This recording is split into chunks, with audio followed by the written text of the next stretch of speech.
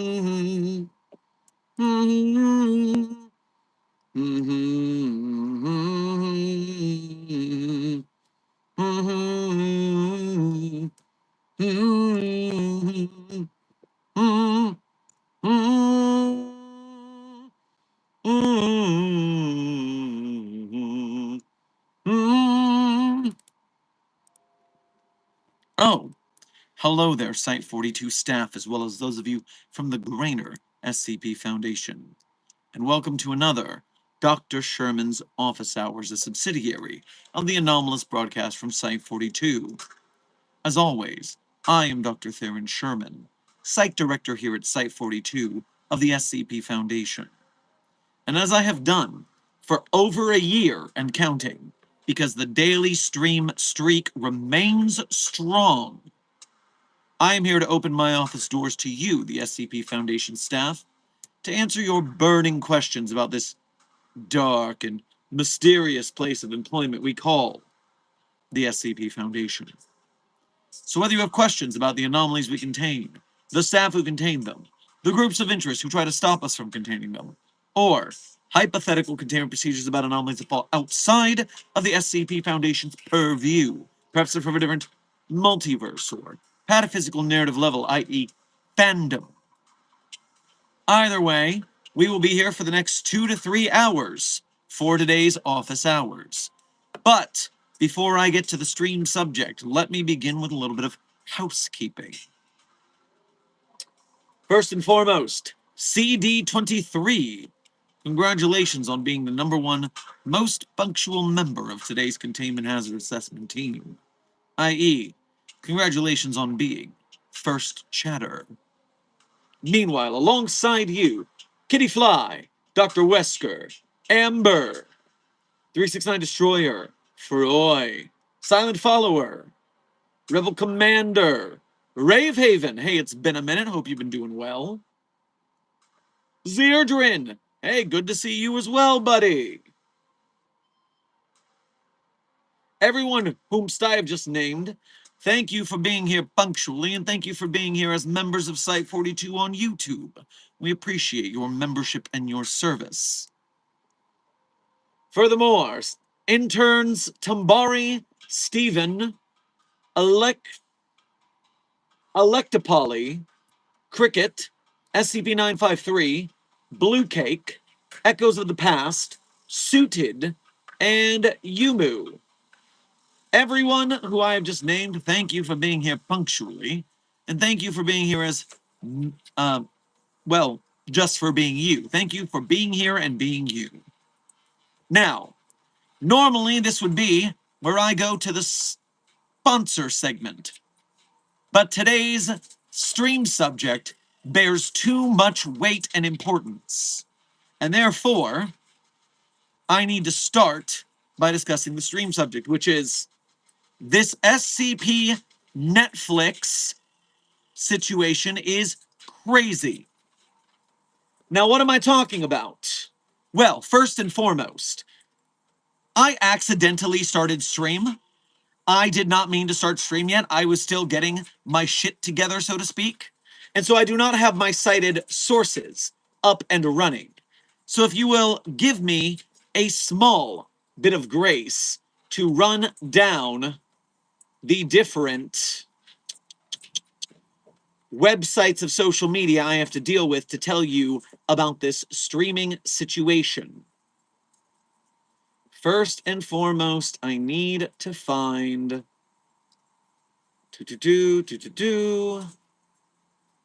K-Stew, Keter Labs.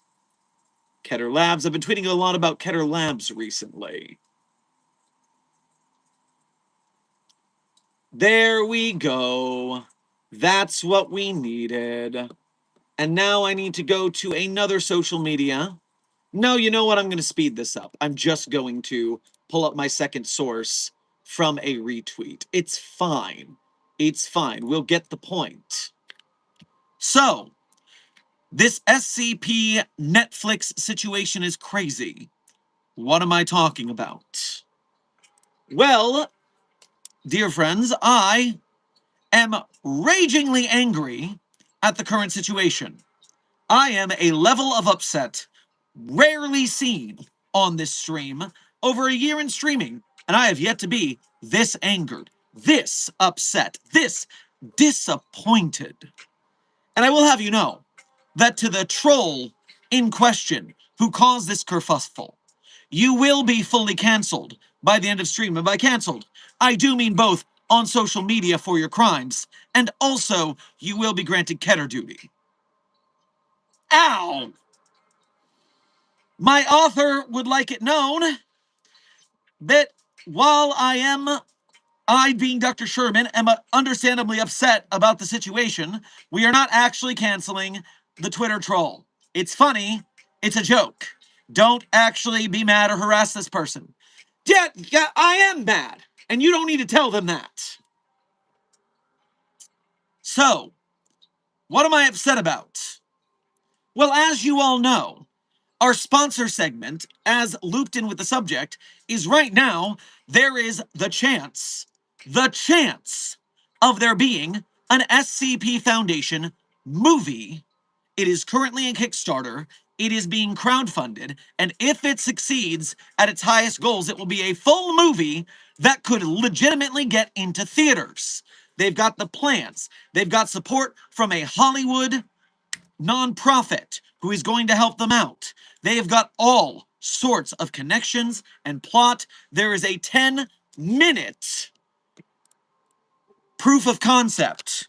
And right now, the Kickstarter for SCP Containment Breach the movie as at $27,000 of the minimum goal of 125. But reminder, we actually need to hit the goal of $750,000 to get the full 90-minute movie that could be shown in a theater. A feature film is technically 40 minutes. And so we could get away with that and maybe get in the theater like the Amazing Digital Circus. But come on, you know I want the real thing. The real thing. And so, the link to that is in the Site42 support beacon, beacons.ai/Site42. That is where you can find the Kickstarter link and then hop on this. Now, do remember, this is an indie production. It is the 10-minute proof of concept filmed on a shoestring budget. It doesn't look as good as it could if we actually contributed and got them a budget. It is not artificial intelligence. There's a lot of people out there who are saying that it's AI or it looks AI. Guys, it just looks cheap because they don't have a lot of money right now. We need to get them the money so that it doesn't look cheap. Because you can look at the Keter Labs YouTube channel. They have a bunch of shorts with behind the scenes. You can see that they are legitimately filming this. This is not an AI production. The SCP Foundation community doesn't like AI. It's obviously not going to be AI, otherwise I wouldn't be boosting it. However, there is something that is interfering with the social media marketing push for SCP Containment Breach, the movie.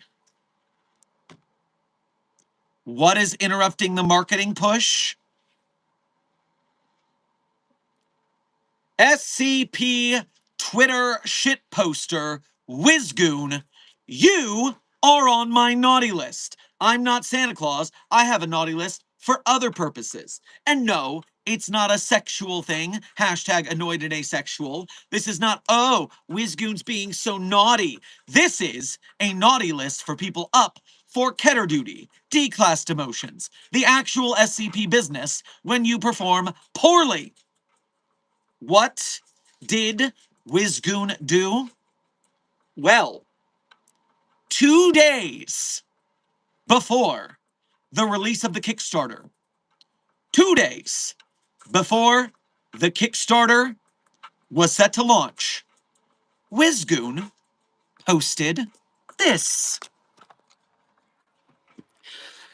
Netflix is reportedly developing an SCP Foundation series. David Fincher is set to produce. Follows a similar format to Love, Death, and Robots. Features episodes based on SCP-106, SCP-354, SCP-5000, and there is no Anti-Memetics Division. Set to have 13 episodes, releasing in 2029. This has been shared 2.1 thousand times. This has been liked 14,000 times. It has been seen over 500,000 times. And as you can see, no such Netflix SCP Foundation series has been announced by Netflix or official sources.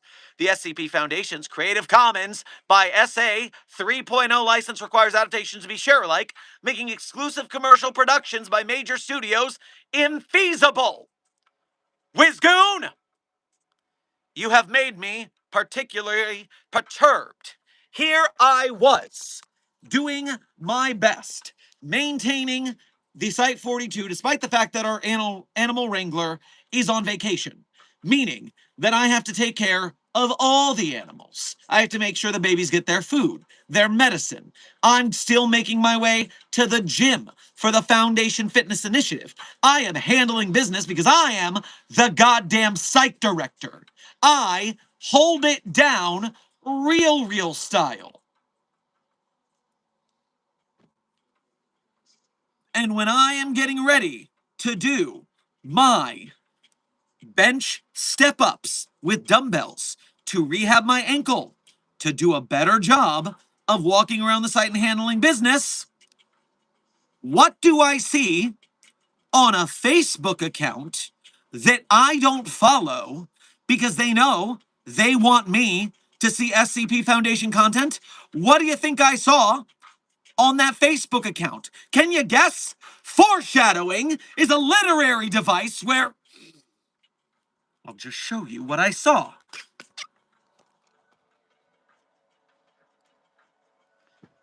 The page We Love Horror sharing, as if it were real, that Netflix is officially developing an SCP Foundation series.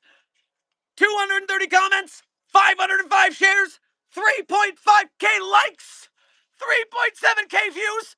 They got almost a 95% like to view ratio on a lie.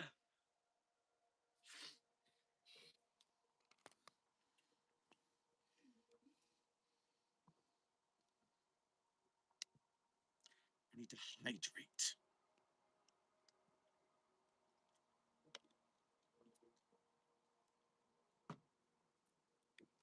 This is the rot of social media. Lies travel 5 times as far as the truth can get its boots on. Everyone here hears David Fincher, Netflix. They don't check for sources, they just believe it. And now, a legitimate SCP Foundation movie that is currently in Kickstarter is having to fight against fake news. And as I said, I want Wizgoon drawn and quartered. But my author said, no, that this is all a funny rant and don't harass Wizgoon. But I am angry because I am sitting here trying to share a indie series that, let's be real, does not look peak by comparison to the idea of a David Fincher Netflix adaptation. Yeah, no, I admit, the Keter Labs film looks a little cheap because it's an indie cheap shoelace budget project concept. Maybe if we fully fund them, they'll make something that looks better. And by the way, personally, sometimes you gotta support bad art. No one makes good art on their first outing. People need to have faith that if we support a project and then it gets made, their next project will be better. And they will be loyal to the community that supported them. That way, we could have more. So many people are so short sighted to think, oh, this isn't exactly what I want, so I'm not going to fund it. I'm not going to share it. We will never have an SCP Foundation movie if these people cannot get it through their eyeballs into their heads, ears assisting the sounds I'm making with my mouth, that every project that has a glimmer of a chance is a step in the direction to what they want. If we can get Keter Labs to successful funding for a real SCP Foundation movie in theaters, do you know how many directors of indie films will go, oh, you mean the SCP community can support projects? Maybe I should support them myself by making films and they'll support me and we can have that? Andrea Joshua Asnikar has left the SCP community because YouTube funding wasn't enough.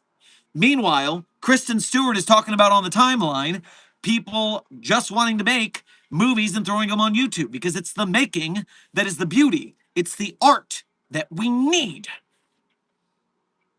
If you are so short-sighted that you can't support a project because it's not everything you want it to be, the SCP community will never have a picture in theaters. I don't want to live in that world.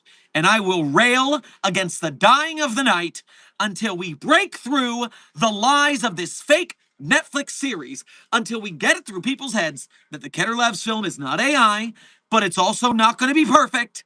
And yet, if it gets made, if it gets funded, if it gets into theaters, do you know the door that will be opened?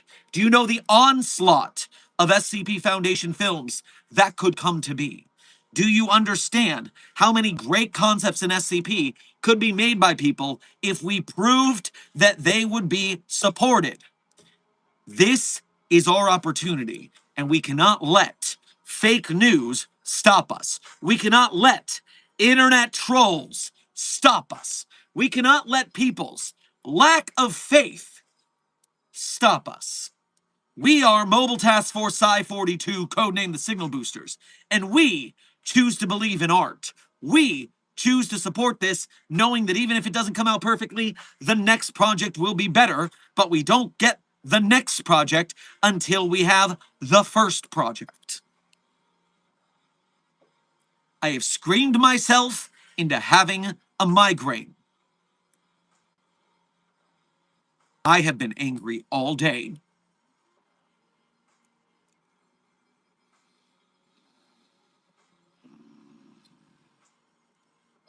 But we're going to be okay. We're going to make this happen. We have 36 days or 35 days, however many days it was. We've got this, people.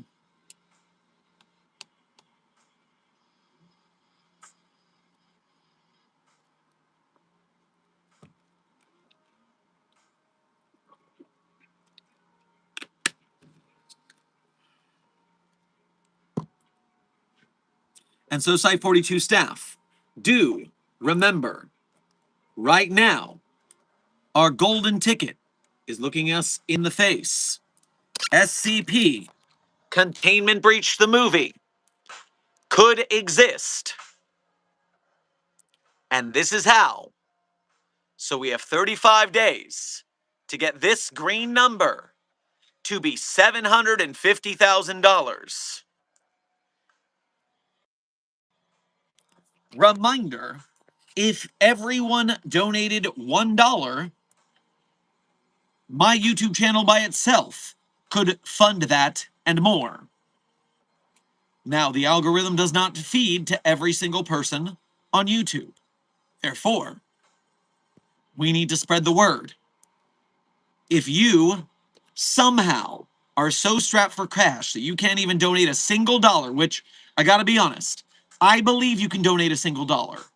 I believe you can mail a dollar bill to Keter Labs' director. Don't do that. Don't dox his address. But if for some reason you are so destitute that you cannot donate a single dollar, to the Containment Breach movie, then you need to be donating your time and effort. Mobile Task Force Psi-42 codename Signal Boosters, liking, sharing, subscribing, commenting on all of their videos. We need to spread them in the algorithm. We need to talk about them on every social media. We need to be tagging influencers in the horror and SCP space and being like, hey, have you heard about this? What do you think about it? Check it out. Do you like it? Spread the word. We cannot let perfection get in the way of the good. We cannot let this opportunity slip by just because it's not perfect. We need to make this happen, people. This is our shot.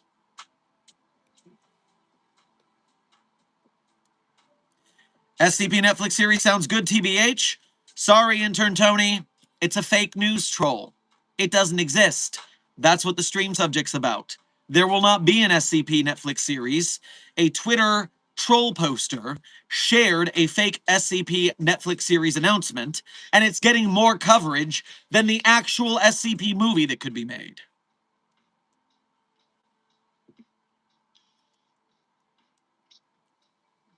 If 049 is in it, I hope the Volgan is able to do the voice. 369 Destroyer, I cannot confirm or deny the involvement of any SCP community members.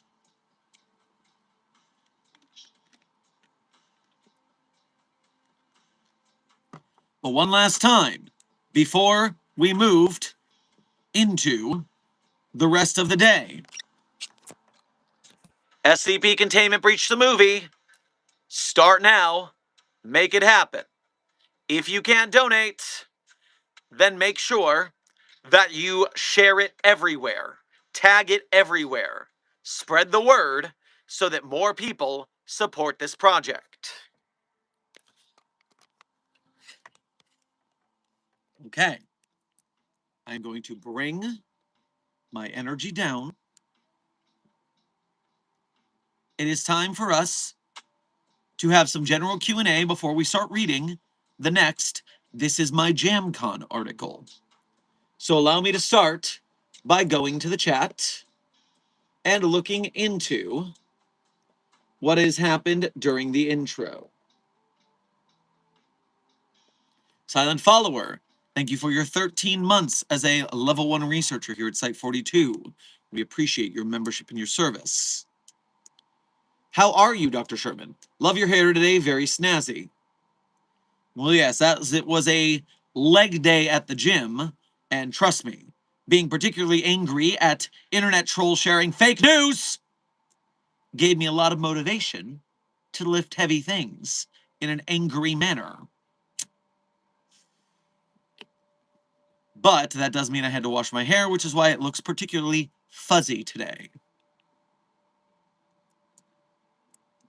Just a fellow commenter, thank you for sending sunshine to the Containment Hazard Assessment team. I'm sure they will enjoy the bright rays as long as day doesn't break. 100 stars, thank you for sending a star to the Containment Hazard Assessment team. I'm sure they'll enjoy its twinkle. Amber, thank you for sending a floating heart to the Containment Hazard Assessment team. I'm sure they feel the love.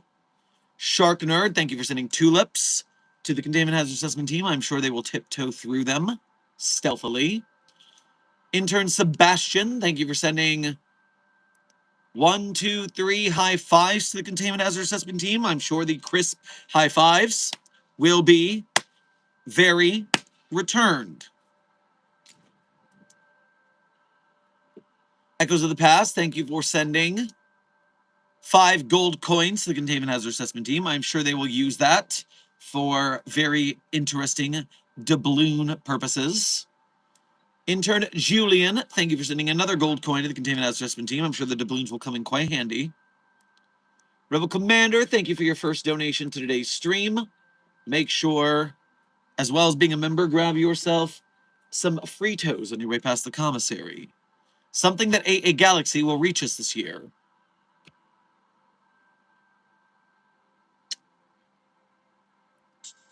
I am sure the division in regards to space will handle the scenario. They damn well better.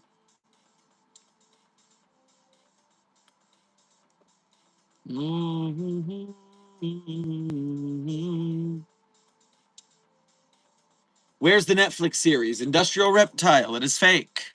It doesn't exist. Netflix or Amazon or no big company will ever make an SCP Foundation film because the SCP is a Creative Commons share alike community. It means people are free to remix each other's work, which means a lot of free piracy, which means the studios have no intention of making anything that they can't solely control. So we have to do it ourselves as a community, one way or another. Yes, Desk, I do require you to make a prompt about the Netflix situation being crazy and why it's a fake news and why Netflix won't do it. This sounds like a lot for one prompt. I don't know that the character limit is going to allow that.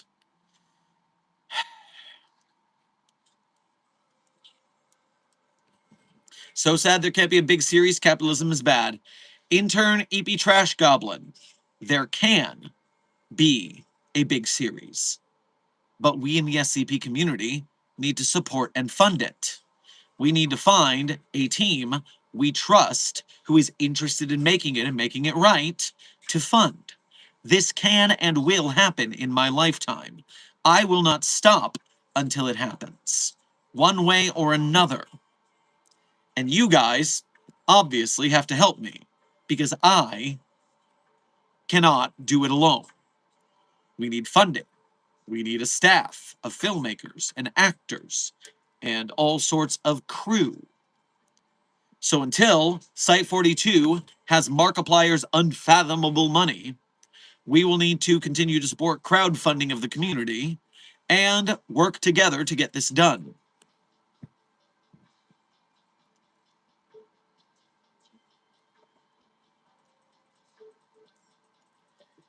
I need to know how the Foundation could handle Allied Master Computer if he... It's an anomaly, it's not a he, it's an it. Please practice proper pronoun parlance protocols at the Foundation.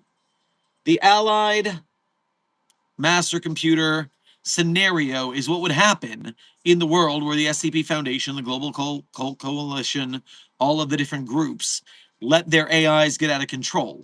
That is already a bad future for the SCP universe.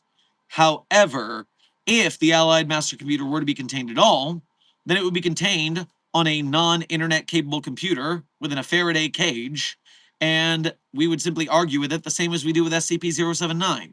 It's the same thing.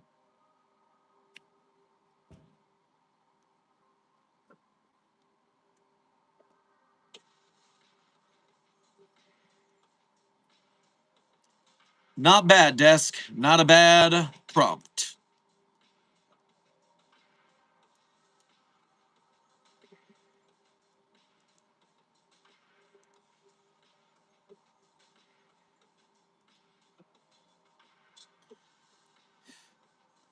I'm going to have to explain this the whole stream, aren't I?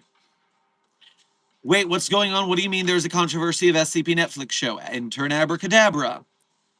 The controversy is some Twitter troll shared a fake news story about Netflix making an SCP film, or an SCP series, an anthology series like Love and Robots. And it's gone super viral, and a lot of news sites are reporting it as fact, even though it's fake news. It's taking away attention from the actual SCP Foundation movie that is currently kickstarting, which has made me quite perturbed. I would rather people understood that there was an actual movie we could crowdfund right now, rather than believing in some fake news.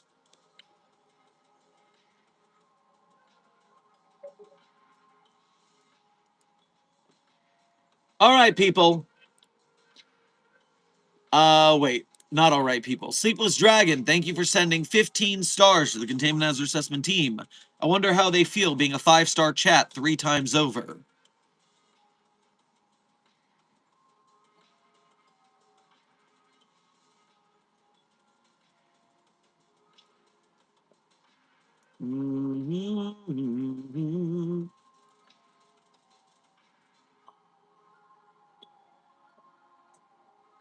So, let's discuss the next This Is My JamCon article. Now, for those who are unfamiliar with what we've been doing this past week, This Is My JamCon was an unofficial contest on the SCP Wiki, a song swapping contest where the SCP authors swapped songs with each other and wrote SCPs based on those songs. Today we are going into SCP-9810, codename Love Grows Where My Rosemary Goes. And people, I have been trying to guess the song that the SCPs are based on as a little self-challenge. Up until now, every SCP article from 1 to 12 has been based on a song I've never heard of, meaning I have not had at all the ability to guess the song, which has been very frustrating. For song 13, though, I know this song. The song is literally called Love Grows Where My Rosemary Goes. And so, that's it. I guess I have the song right? Does it count if they made it the title of the song? Yes. Yes, it does. I know the song and I have it. So, damn it, I got one. I got one. One song. Glory. One song. Before I go. One song for me to leave behind. I guess 13 is my lucky number. 369 Destroyer, if it's a fucking completely different song, I am going to throw something. I swear to SCP-5320.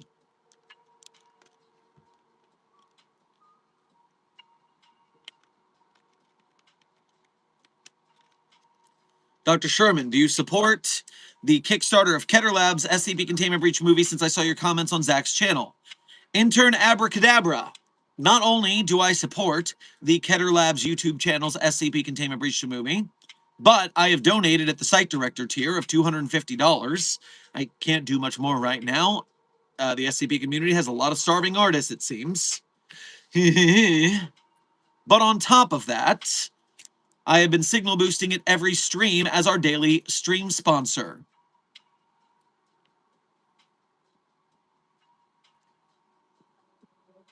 Can you sing the song? Scrambled Eggs, what song are you talking about?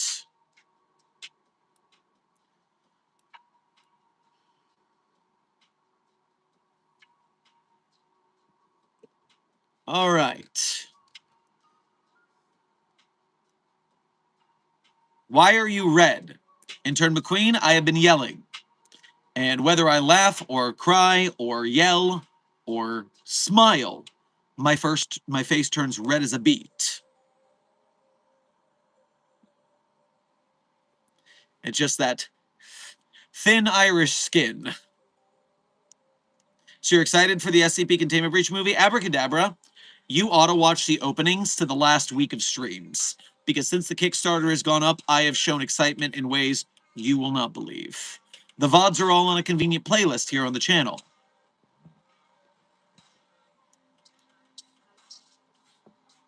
All right. So, let's go into SCP-9810, codename Love Grows Where My Rosemary Goes. Let's see what this is about. Now, because this is another very long episode of SCP article, we will be taking this section by section and then returning to the chat for general Q&A. So if you have questions, we will be going back and forth. So first and foremost, scrolling through the article, there are a lot of photos. I am not planning on taking the phone off of the mark here to show you every single photo as they come up. So let me show you the photos in advance, because a lot of them are just fungal growth. Here's some more fungi. Here is a road. Here is some more fungi. Here is Okaloosa Country Club in Pensacola, Florida. Here is the New Life Fellowship Church prior to its destruction by SCP-9810. Here's a reproduction of the wolf insignia found on the flare. Presently, the only known photo of person of interest, 970. Interior of the meeting location, also a great place to kick back and relax. That's rather unprofessional. Why did you caption it like that? An old but still good picture of SCP-2343. Quite the dashing figure, don't you think? Well, I agree. I think something bad's happening to our researcher. They're acting very unprofessional in the captions. Best wishes to your friend Burroughs. Tell him margarita's on me next time I'm in town. This is, not good. The Eternal Glory Fellowship Church. More fun guy. More fun guy.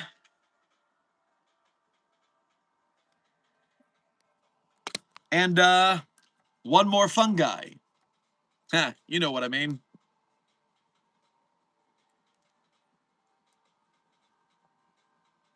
Okay. So, let's get into it. Content warning for references to homophobia and religious trauma. SCP-9810, Classification Level 3. Confidential. Containment Class Keter, Disruption Class Eki, Risk Class Warning. The first photo is a sample of fungal overgrowth found at a structure destroyed by SCP-9810. Special Containment Procedures.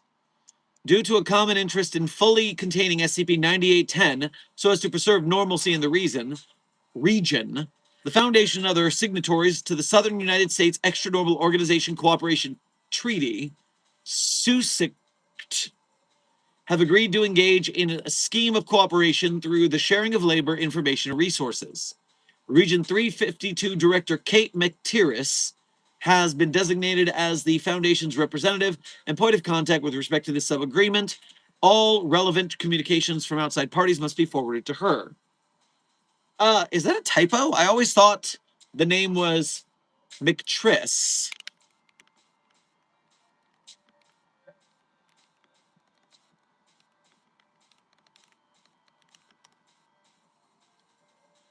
Oh, no, I've just been saying it wrong the whole time. It's Kate McTierris. Gotcha. Well, today I learned. Special Containment Procedures. Continued. Under the terms of the sub-agreement, the Foundation's primary responsibility is the examination of SCP-9810 incident sites. To this end, Mobile Task Force Omega-24, codenamed Buzzards, footnote, a task force specializing in forensic investigation of locations in which fatal anomalous events have recently occurred, has been assigned to investigate these sites for clues regarding the nature of SCP-9810 and SCP-9810-A. Researchers in the Department of Mycology are to support these efforts through their analysis of samples collected in the field. Due to their likely role in instigating SCP-9810 events, the individual designated as SCP-9810-A must be apprehended as soon as possible. Description. SCP-9810 is a reoccurring phenomenon across the southeastern United States in which various evangelical Protestant churches have succumbed to rapid onset structural rot. In all cases, this rot has resulted in the total collapse of the building and the deaths of all individuals inside. As every collapse has occurred during the middle of a Sunday service, each incident has resulted in considerable fatalities. This rot is evidently fungal in nature. Churches destroyed by SCP-9810 can be identified by the excessive fungal overgrowth found encompassing the entirety of the ruins after the fact. Consistently among this overgrowth are a myriad different species of fungus, both native and non-native to the region, including species that would not ordinarily thrive in the conditions of the surrounding environment. The species appearing with considerably greater frequency than any other, however, is the fungus known as dead man's fingers. Footnote, genus Xylaria polymorphia. Fungus specimens at incident sites are often observed expelling large clouds of spores into the surrounding area. These spores are believed to possess mild psychotropic properties if inhaled, though basic filtration technology is sufficient to protect those present from experiencing such effects. Of note, investigators have discovered that the overall quantity of spores in the air around the sites, as well as the general airborne moisture, are both so excessive as to quickly suffocate any open flames in the vicinity. Footnote. Whether or not any additional anomalous effects are contributors to this phenomenon has yet to be determined. Researchers have theorized that this may be a possible defense mechanism, as fungal samples removed from these sites have proven to be highly flammable. All destroyed churches thus far have been located in isolated rural areas. The remains of those deceased individuals inside the structures at the time of collapse appear to have undergone rapid decay. Investigators have rarely discovered any tissue other than bone. Such bones are typically found scattered all across the ruins, with bones belonging to singular individuals located great distances from one another. SCP-9810-A, also known as Person of Interest 970, is the individual believed to be responsible for the occurrences of SCP-9810 events. Their identity is currently the subject of investigation. End description. All right. Intern Thor Brine, welcome to Site-42 staff. Thank you for subscribing. I am coming back to the stream to see what's happening in the chat for a little bit. Hmm.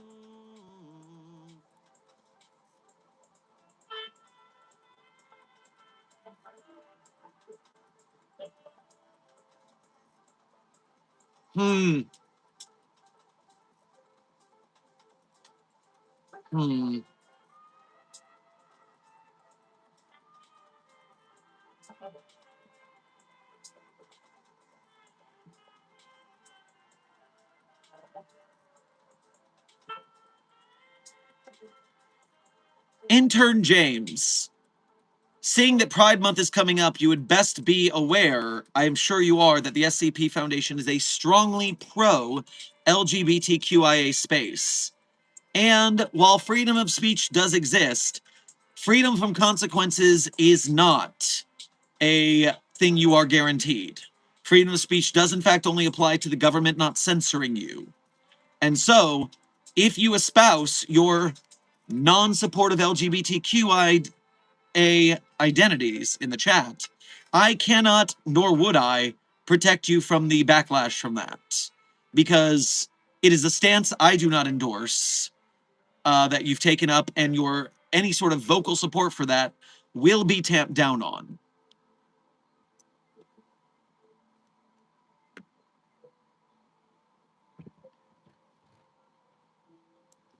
100 stars. Thank you for sending 4 stars to the Containment Hazard Assessment team.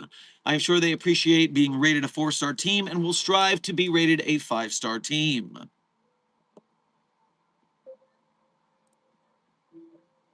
For those of you who were joining the chat during the start of the reading and did not understand the title of the stream, the SCP Netflix controversy is crazy refers to a fake news story that's currently circulating about an SCP Foundation Netflix series that does not exist, that is not only going super viral because people are not verifying the news they check, the problem with society these days, but also it means that the SCP Containment Breach movie that is currently being kickstarted is getting drowned out in the news cycle. So we need to fight that. We need to make sure that people hear about Keter Labs' SCP Containment Breach the movie teaming up with Decentralized Pictures, a Hollywood nonprofit founded by Francis Ford Coppola's kids. We are getting real attention. And therefore, we need to make sure that we drown out fake news with the real thing.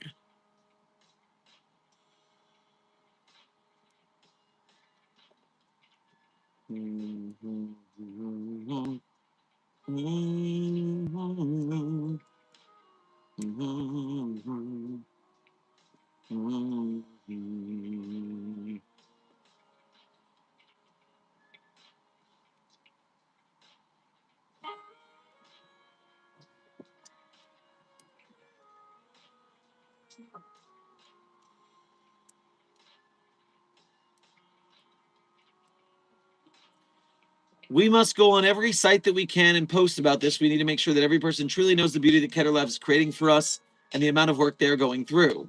Derry Duke, I can't agree more. Did you see the FAQ page on the movie's Kickstarter? I believe they updated it recently, and we're talking about the 125K goal. I am not familiar with that. Let me go see what they've got going on there. Frequently asked questions.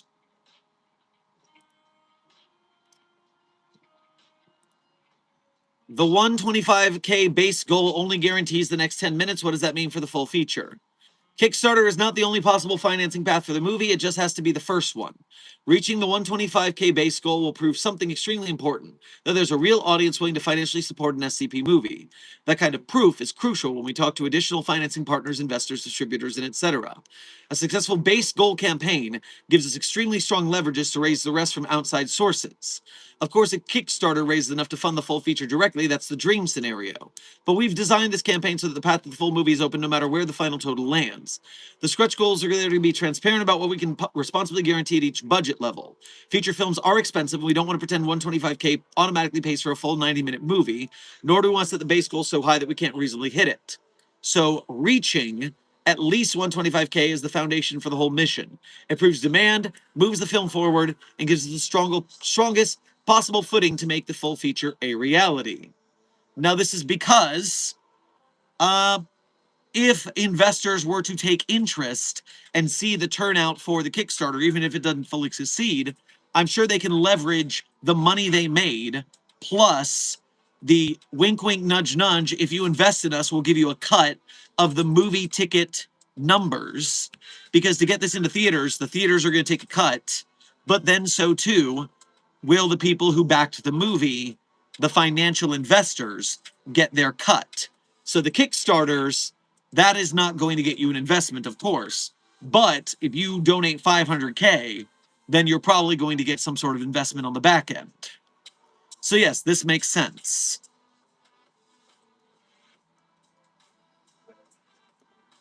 Very good information. Thank you for telling me about that.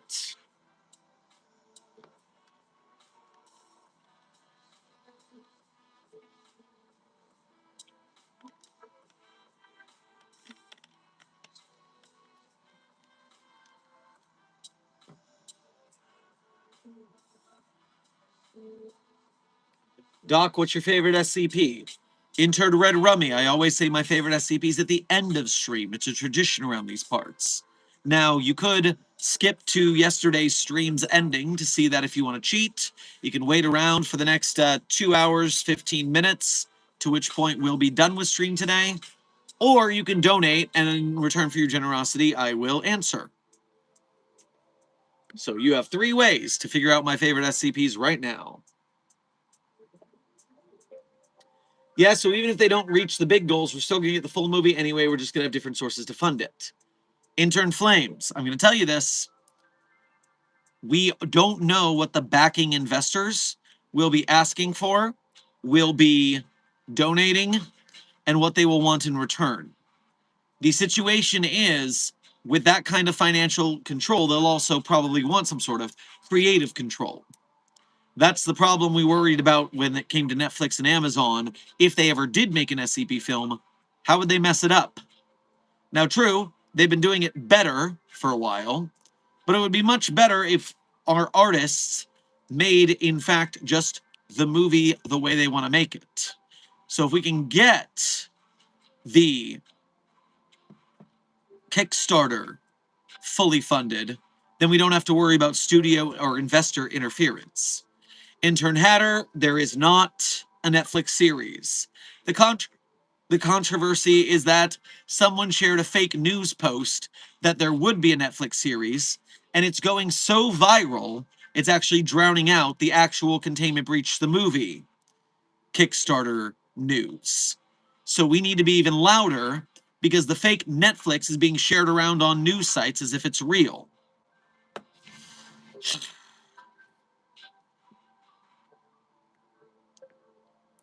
Maybe I'll put Wizgoon in a box with SCP 729-J for their crimes.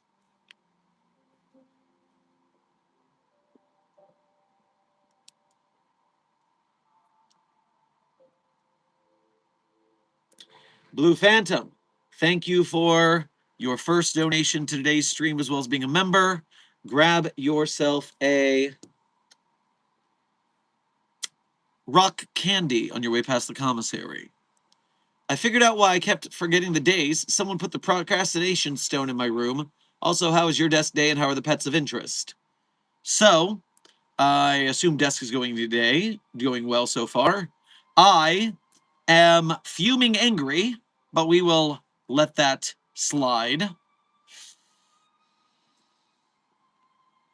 And apparently the puppies of interest are both doing quite well. Also, you should get that stone out of your office.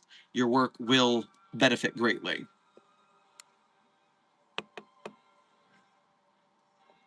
All right. Let's go into the next section of SCP-9810. The Addendum 1. Upon enactment of the SCP-9810 sub-agreement, Director McTieris assigned Mobile Task Force Omega-24 operative Gwen Burrows, a veteran agent based out of Site-88, as the lead agent responsible for investigating 9810 incident sites. While normally operating alone, in mid-October 2022, Director McTieris informed Agent Burrows that she would be joined by the newly hired junior agent George Chatterjee. Below is a transcript of their first joint investigation, which took place at Incident Site 8, the ruins of the Spring Hill Baptist Church near Oak Grove, Florida. October 21st, 2022, video log. Note, transcript source from footage captured by Agent Burrows and Agent Chatterjee's body cameras. Begin log.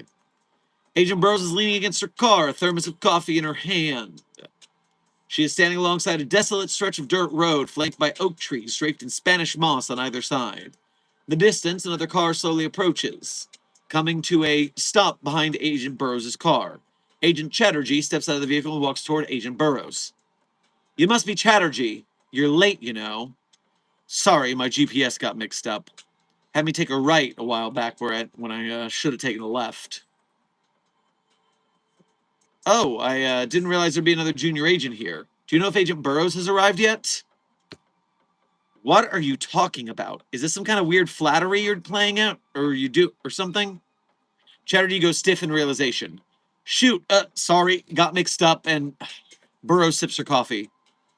Don't worry about it, kid. We'll just chalk it up to first day jitters, whatever that was. Chatterjee nods and sighs. Thanks. He looks around. The air is still and silent. We really are in the middle of nowhere, aren't we? Burrows takes a sip from her coffee. That's just part of the job. Lots of poking around in places where no normal person would ever think to go. Fair enough. Burrows gestures toward the forest. Let's get moving. Ortiz is waiting just ahead. The two walk away from the road and into the trees. After a moment, a man in a suit comes into view. It is Agent Barry Ortiz, an investigator with the FBI's Unusual Incidents Unit. Ortiz takes a drag from his cigarette as Burrows and Chatterjee approach. Ortiz speaks first. Looks like the newbie finally showed up. Burrows nods. Got himself lost on the way over, but he's here now. Sorry again. Burrows shrugs. Not like the mold's going anywhere. Isn't that right, Ortiz? Not as far as I can tell. He points off at the ruined church in the distance. The structure has been reduced to little more than a pile of lumber and rubble, all covered in the thick layer of vibrantly colored fungal growth. Let's see, Ortiz, I'm going to go with a higher pitched sound and a little more New York. Burrows is going to be deeper, or no, Burrows is going to be straight up and a little newer, wet-nosed kid. Burrows is going to be more deep. So it's probably as close as I can get before the sports become a problem. A couple more steps and I probably wouldn't have been able to light my cigarette. Well, that's why we're here. That's right. That's Southern again. It's in Florida. It's getting to me. Burrows points at the ruins ahead. So, what's the story with this place then? Pretty much the same as the others. Small congregation with extremely conservative disposition. Sermons were apparently very much of the fire and brimstone variety. Not so big on the whole love thy neighbor thing, I'm guessing. I wouldn't count on it. Did the Horizon guys have anything to say about this one? Footnote mentioning the Horizon Initiative, a signatory organization to the SUSASOCT through its subsidiary branches. Yeah, apparently this place was at least on their radar, but they figured it was best to leave them alone. The congregation here didn't exactly hold all the Abrahamic religions in equal regard, you could say. Figures. She turns to Chatterjee. Ready to get your hands dirty? I guess. Fantastic. Get your respirator on and let's get to work. The two of them withdraw their respirator masks from their coats and fasten them over their faces. Burroughs hands the thermos over to Ortiz. Hold this for me. We're going to be a minute. Best of luck, Burroughs. Give me the extra respirator next time so I can help out too. We'll see. The pair begin to make their way to the ruined church. So what's your deal, kid? How'd you end up at the Foundation? My uncle's a senior researcher at a site up north. Been working there since before I was born. He approached me about joining up with the Foundation last year when I was finishing up college. I see. You're a nepotism hire then. What? No, I work hard. And I did well in my entry exams and everything.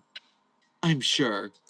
And I guess you managed to leverage those impressive scores towards an esteemed position with the buzzards, the bottom feeders of the task force world. I promise I'm taking this job seriously. I want to do the best that I can as an agent for this force. Well, this case seems like a great opportunity to show us what you can do. The two have arrived at the heap of rubble that was once ostensibly a church. The entire structure is covered in a layer of fungi. Numerous fingers can be seen poking out from the overgrowth. What now? Let's start you off with just taking pictures. As many as you can, but focus on capturing the different types of fungi. I'll poke around and collect some samples for mycology. Let me know if you see anything that looks off. I mean, this whole place looks pretty off already. Save me the snark till you've proven yourself a little more, kid. I'm sorry. The two adorn gloves and get to work. Chatterjee takes pictures of the ruins from various angles with his camera. Burroughs uses a knife to slice off some samples of different fungi, inserting them into individual plastic pouches for later examination. Agent Burroughs, I think I found something. What is it? Some weird red mushroom. It's round overall, but it's also got a lattice or mesh shape to it. Looks almost like a basket. Sounds like a Clathus ruber to me. It's weird looking, but ultimately pretty innocuous. Okay, but it looks like there's something inside it. Pretty sure it's a bone. Well, that's certainly a little more interesting. Burroughs makes her way towards Chatterjee. She kneels down next to him and uses her knife to cut through the specimen. She reaches through and withdraws an object inside. It's covered in a thick, dark gleba that sticks to Burroughs' gloves. Footnote, a dark, slimy, spore-bearing substance found in certain fungal species. That's a gleba. A jawbone from a human. Could be from one of our parishioners. But it's just one bone. Where's the rest of the skeleton? If I were to guess, probably scattered all over the place. Burroughs stands up again. Chatterjee probably follows suit. So whatever's doing this isn't just tearing down the building on top of their occupants, it's also ripping these people apart and scattering the pieces in every direction. Only for all these molds and mushrooms to then grow up around them. That's the gist, yeah. Huh. Do you think these people were killed before or after getting torn to shreds? In my experience, you can usually count on it being the more gruesome possibility. Either way, it must have been rough. Probably felt like going through hell. Both agents become deathly still. There's another noise in the air around them. A faint, muffled voice somewhere among the wreckage. It's laughing. What the? Burroughs signals for Chatterjee to follow. They slowly walk through the ruins, following the voice to its point of origin. They come to a stop in front of a large species of sheet metal. A large piece of sheet metal, not a species of sheet metal. Whatever is laughing under the object. Whatever is laughing is under the object. There, that's better grammar. The pair draw their sidearms and aim down the source of the white noise. Burroughs gives Chatterjee a nod before kicking the metal to the side. Below is an old man, lying prone on the dirt, with his bottom half pinned to the ground under a wooden beam. The man looks up at the agents. His face is covered in blood and caved in on one side. The man smiles at them. Welcome, friends! What? It's a wonderful day, isn't it? How so? What happened here? What happened? Why, we were blessed by our resplendent Savior, she who came to work her miracles on us despite our sinful nature. Miracles, huh? What exactly did she do?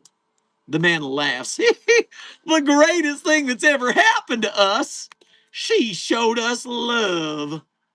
Love? The man continues to laugh, which is interrupted by a sudden spat of coughing. He digs his fingers into the dirt as he spits up a viscous black substance similar in appearance to the gleba. His body starts to spasm before eventually going limp. He collapses on the ground, becoming completely still. Is he dead? What do we do now? Burrow shushes him. Her eyes are fixed on the trees in the distance.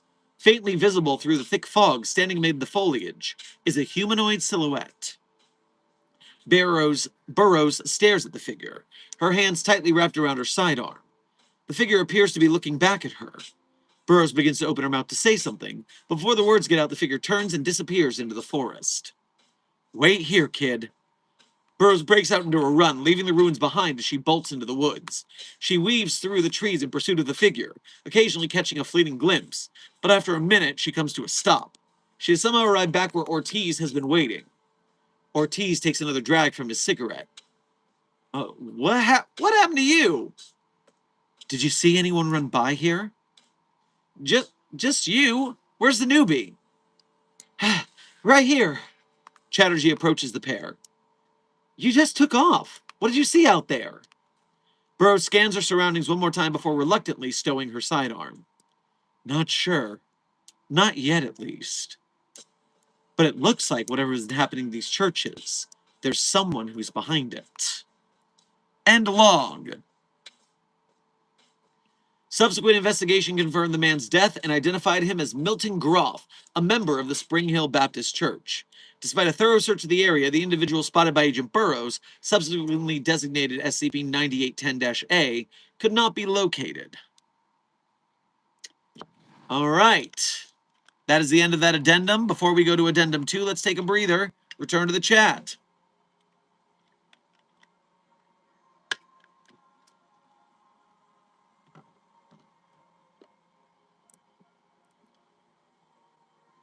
So a reminder for those who are coming into the chat fresh and are seeing the stream subject and being confused, the SCP Netflix situation is crazy. The situation is that there is no SCP Netflix situation, but there is a fake news post making the rounds, fooling people and news sites into believing that there's an SCP Netflix series.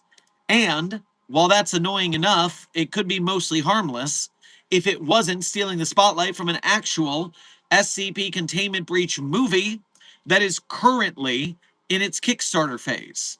So, as 369 Destroyer said, what if we commented on those posts, this is not real, but if this excited you, please look at link here and steal back some spotlight. Do it.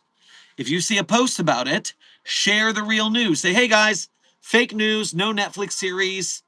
It was a troll post, but there is a Kickstarter happening right now for an SCP movie that could go to theaters if it succeeds. So link. Yes, do it, 369 Destroyer and everybody.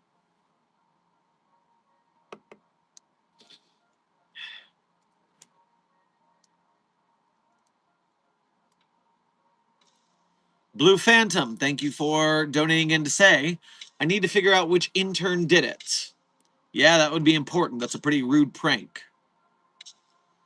Intern Basil, thank you for sending a star to the Containment Hazard Assessment team. I hope you enjoy the twinkle of that star, chat.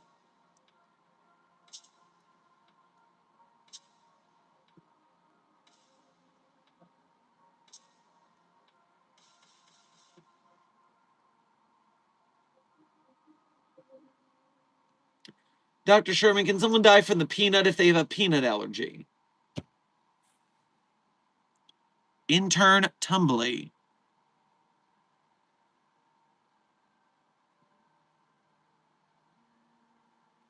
Come here. Come closer to your screen.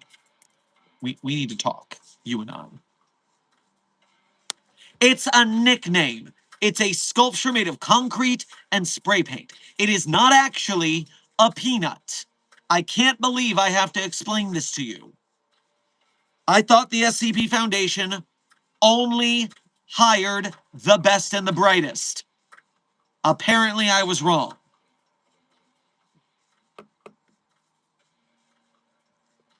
I just spread the word about the SCP Foundation movie. Now, see, Intern Star, that cheers me up. Yes, First time hearing of it.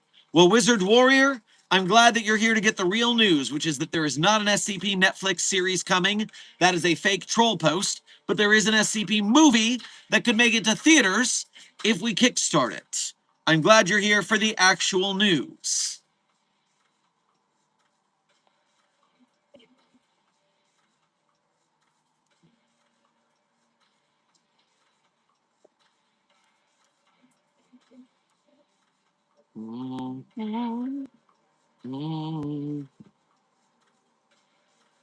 Tomorrow I'm going to donate $10 to the Kickstarter. Intern Star, that is a brilliant plan, and I appreciate it greatly. Reminder, they are asking for $750,000 total for the movie. If 750,000 people donated $10, well, they'd have 10 times as much because I just did the math wrong as I tried to say it. We only need 75,000 people to donate $10. That is not that many people in the terms of the internet. Remember, Site 42 has 1 million followers. Plus, there are several SCP YouTubers with 1 million followers. If we all band together and get the algorithm ramping up this SCP Contained Breach the movie, getting everyone to donate $10 will make this real yesterday.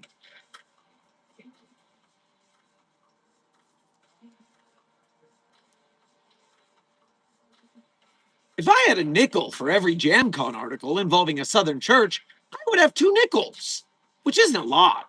But it's weird that it happened twice, right? 369 Destroyer. I agree completely.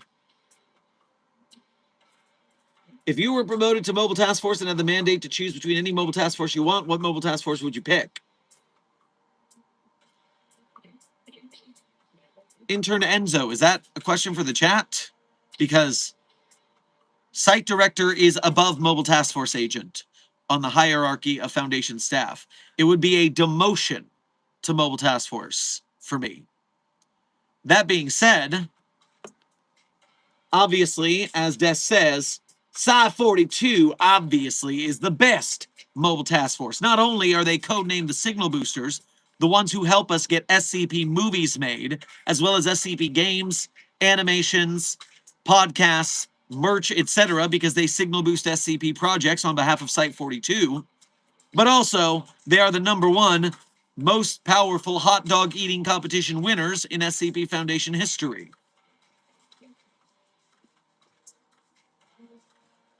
Intern Tristan, so glad you could join us today. What Netflix show is the title talking about?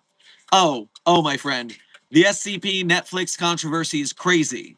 The controversy is that someone shared a fake post saying that David Fincher was going to direct an SCP anthology series for Netflix, and every person and news source is sharing it like it's true, even though it's a troll post. It's a lie. It's fake. It's even got a community note. But it's drowning out the knowledge and the virality of an actual SCP movie, SCP Containment Breach the movie, based on the game SCP Containment Breach that is currently in its Kickstarter. And so we need to drown out the fake news with real news.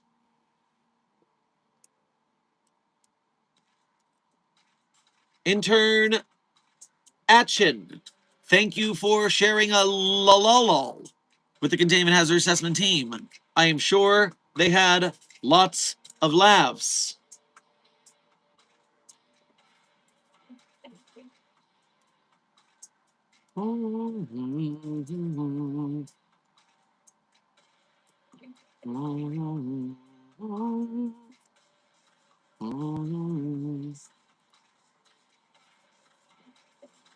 What are your thoughts on SCP 3008-2?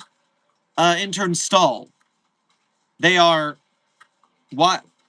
I don't have any thoughts about the SCP Infinite IKEA employees. They are faceless goons that want to kill you if it is dark in the IKEA. Stay away from them. That's my thoughts. There was someone you should contact called Dreadon. He could help. He could aid you. Intern Calamity. I've never heard of this Dreadon. Who is that? Who can we spread the news to? Intern Shark Nerd, thank you for sending a gold coin to the Containment Hazard Assessment team. I am sure the doubloons will come in handy for the Containment Hazard Assessment team. Intern J. Scobie and intern Otto, welcome to Site 42 staff. Thank you for subscribing.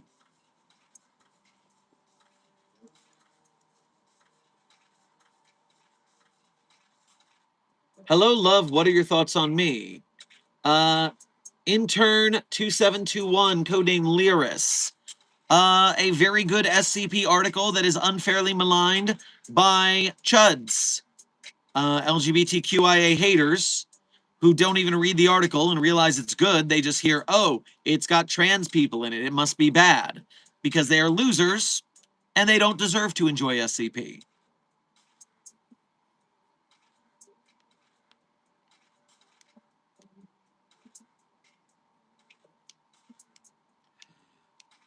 Intern Cassie, you are discussing SCP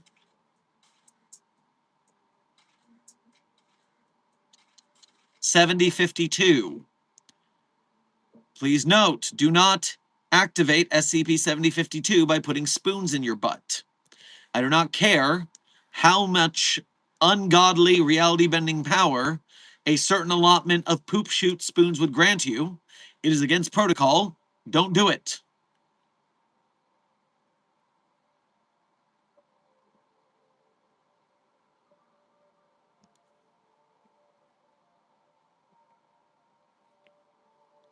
Dr. Sherman, have you tried reaching out to fellow SCP YouTubers you might know to have them promote the film? Yes, I have. And along the way, there will be certain amounts of support from said folk and certain who won't. As I said earlier, there's everyone's got their own preferences on what it is, and not everyone shares the same outlook on this film or how it could succeed, even if it isn't the greatest thing since sliced bread. But me, I'm saying 100% go for it.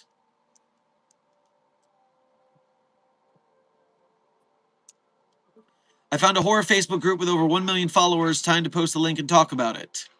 Yes, spread the word. For real. Not for play. Get them talking about it. Intern Emo, when do you usually go live? Every day, but at different times completely. You never know. So keep that notification bell rung. And if you're in the Site 42 Discord server, you can get a role that I ping at the start of every stream to alert you. Although, you have to be 18 or older to join the Site 42 Discord server. Since the SCP community is an adult community with lots of graphic sex and violence, you should be an adult for that. I feel like SCP Wyatt would love this film. He's one of the only YouTubers I know who still plays Containment Breach a lot. Get Wyatt on board. Actually, I haven't talked to Wyatt yet. I'm sure Wyatt would have some sort of interest in this. Oh, Terragal is here? Damn, Menabit Terragal, how you doing? I don't even see you in the chat. I see people talking to you.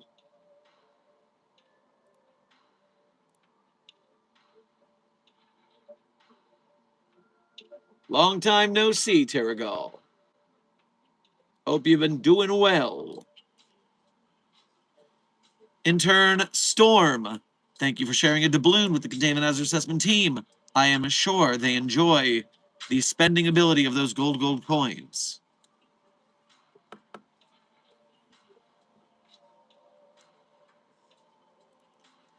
Alex Hyde, thank you for your first donation of today's stream. Grab yourself some waffles on your way past the commissary.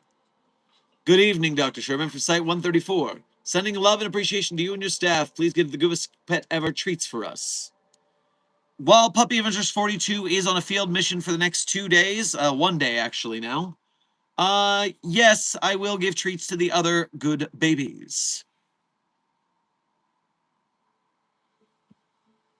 Dr. Sherman, why are you being punished for something Dr. Gerald, director of the Department of Other, did? He's not even supposed to be at Site 42. Because what goes wrong in your house is your problem, obviously. The overseers are kind of archaic like that. Oh, Terragal 1, thank you. Terragal, thank you for becoming a level 1 researcher again here at Site 42. We appreciate your newly reminted membership and service.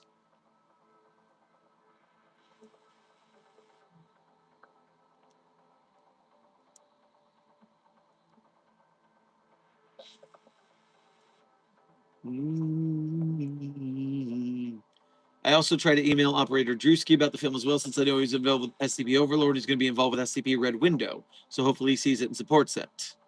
Hey, fingers crossed, the more the merrier. Your hair is quite blue. Dabba dee dabba die to that. 2721.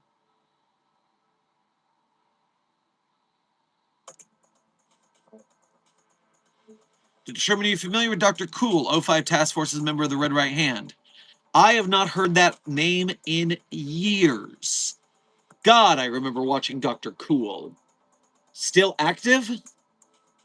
I haven't heard anything from Dr. Cool in a while.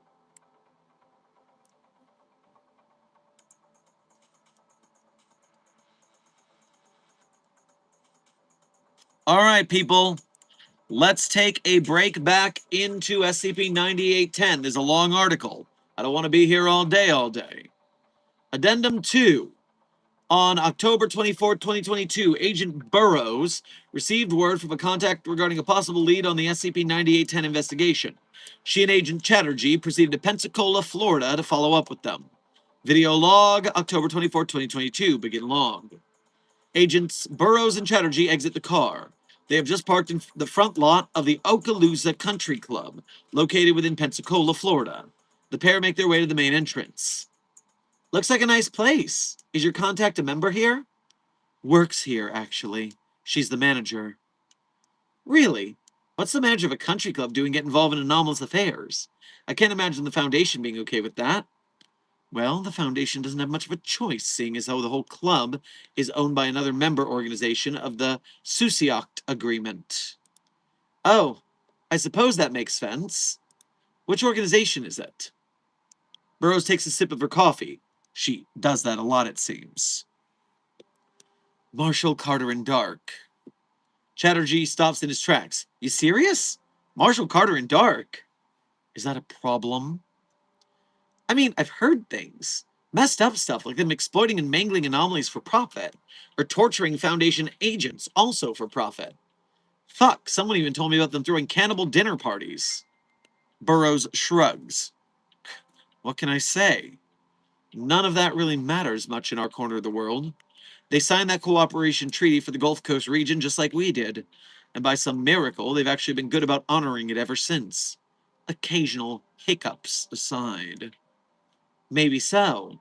Still hard to see myself becoming friends with them or anything. Then don't. No reason you have to be BFFs because of that treaty.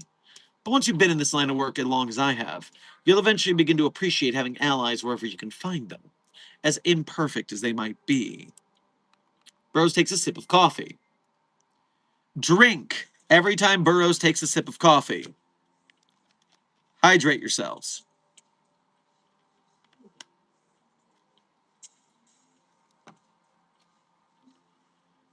Though I will concede that the cannibal dinner parties are pretty fucking weird. The pair walk through the main entrance into a spacious and opulent lobby. Standing before them is a dark-haired woman in professional attire. Her eyes are entirely pitch black. The woman nods at them politely. Good morning, Gwen. It's been far too long. Good to see you too, Moira. Burroughs turns to Chatterjee. Agent Chatterjee, this is Moira Edison, manager of the Okaloosa Country Club, and a Susioct representative on behalf of Marshall Carter and Dark Limited. Hello? Burroughs turns back to Edison. And the kid next to me, Moira, is Agent George Chatterjee, a recent addition to the Buzzards. Edison smiles and nods. Ah, a greenhorn, so to speak. Pleasure to make your acquaintance, Agent Chatterjee. I hope Agent Burroughs hasn't been too hard on you. No, she's been good. I've been learning a lot from her. My, what a diplomatic response. Gwen, make sure you take care of this one. It's not often your superiors decide to assign you a partner. I'll do what I can. She takes another sip of coffee.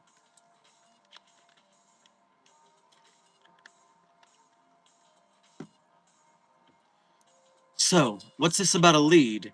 You guys actually find something about who's behind these attacks? Walk with me. I'll explain on the way. The agents begin to follow Edison through the club's interior and out a back door to a recreational pavilion. It really has been too long since I've seen you, Gwen. I take it your work has kept you extraordinarily busy. You know how it goes. There's never really a shortage of weird shit crawling out of the woodwork around here. Well, you're always welcome to come here if you ever need to relax a little. I can get you a membership anytime. Never been much for relaxing, unfortunately. Yes, I know too well how you like to burn the midnight oil.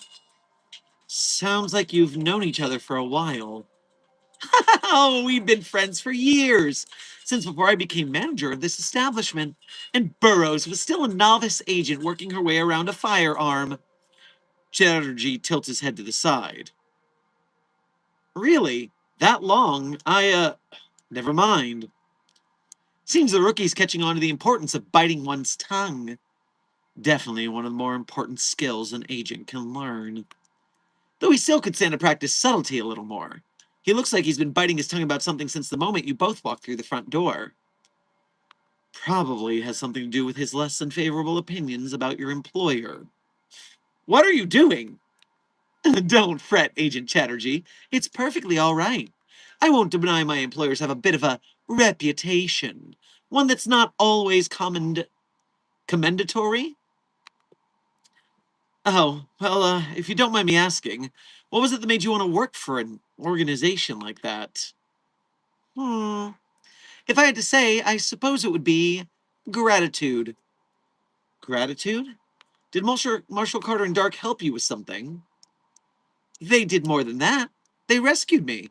After what felt like an eternity of imprisonment, it was my employers who allowed me to finally escape from, in green text, a wretched and languid place by bestowing me with a name.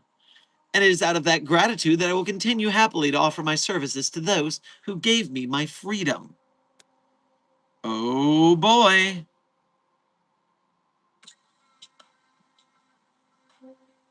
I see.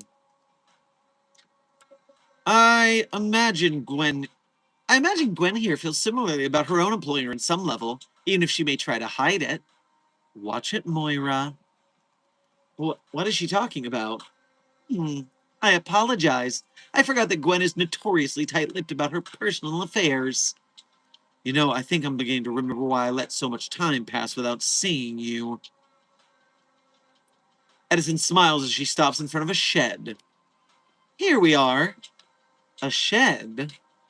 It's what's inside the shed that I want to show you, Agent Chatterjee. Please follow me. I don't know about this.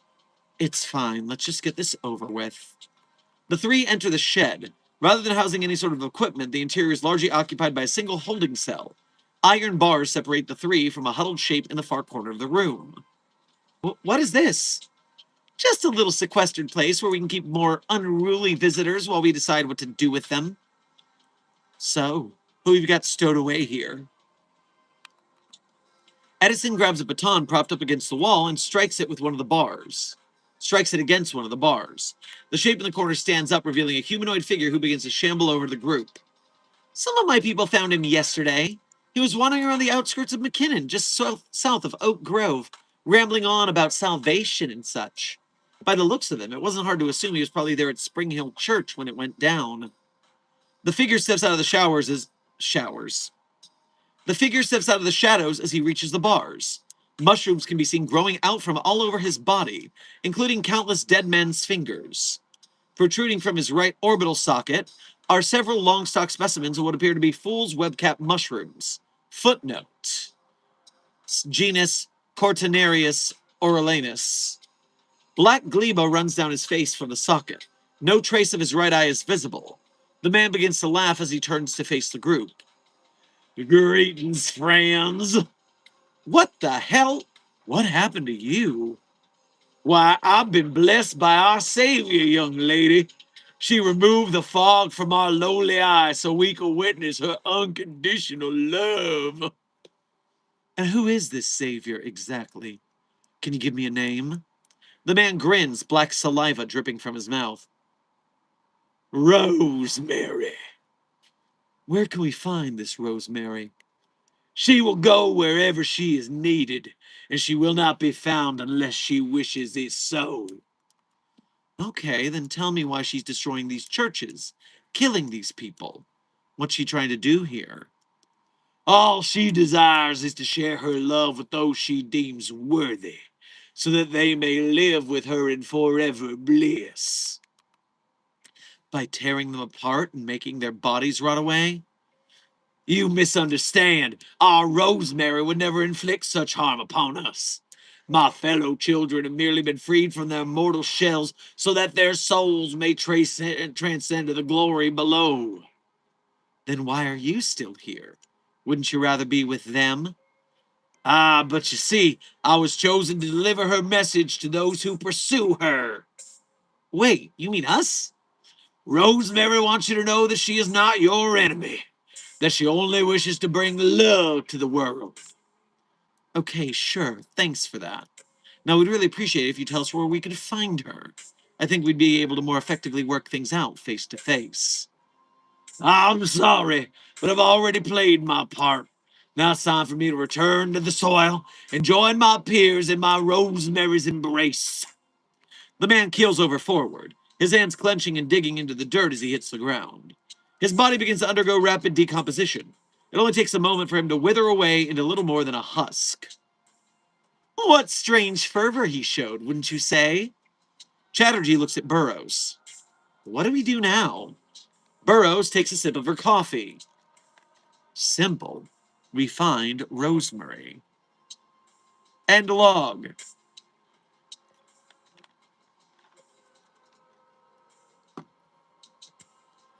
All right, that is the end of that addendum. I'm returning to the chat for a short time.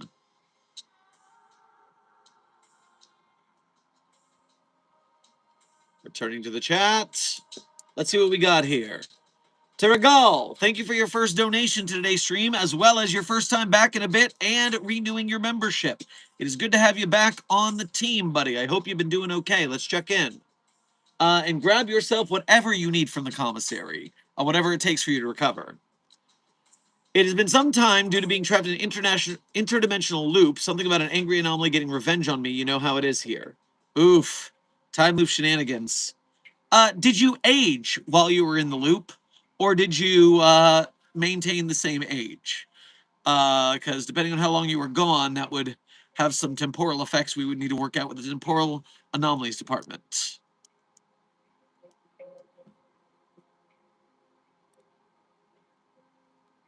How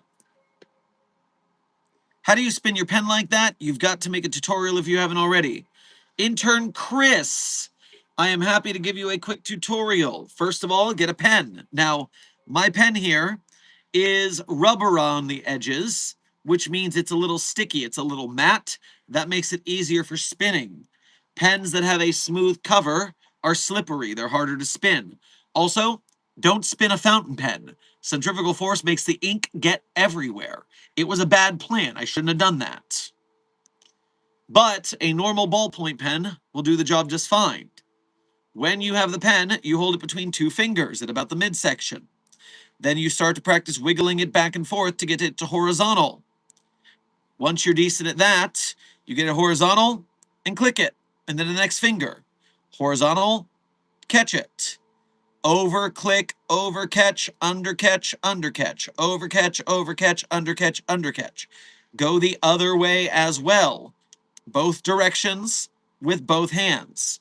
If you practice with your hand palm up, then gravity helps keep the pen in your hand. That's easy mode.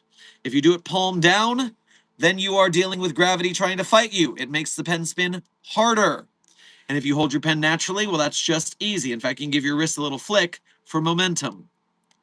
So do it with both hands, do it both directions, give it a couple weeks of training, a couple times a day, and you'll make it. Intern Alucard, welcome to the stream. You have fallen for our clickbait trap. Or someone else's clickbait trap, actually. You see, there is no SCP Foundation Netflix series, but there is some fake news saying that David Fincher has been hired by Netflix to make a SCP Netflix series. That is a lie.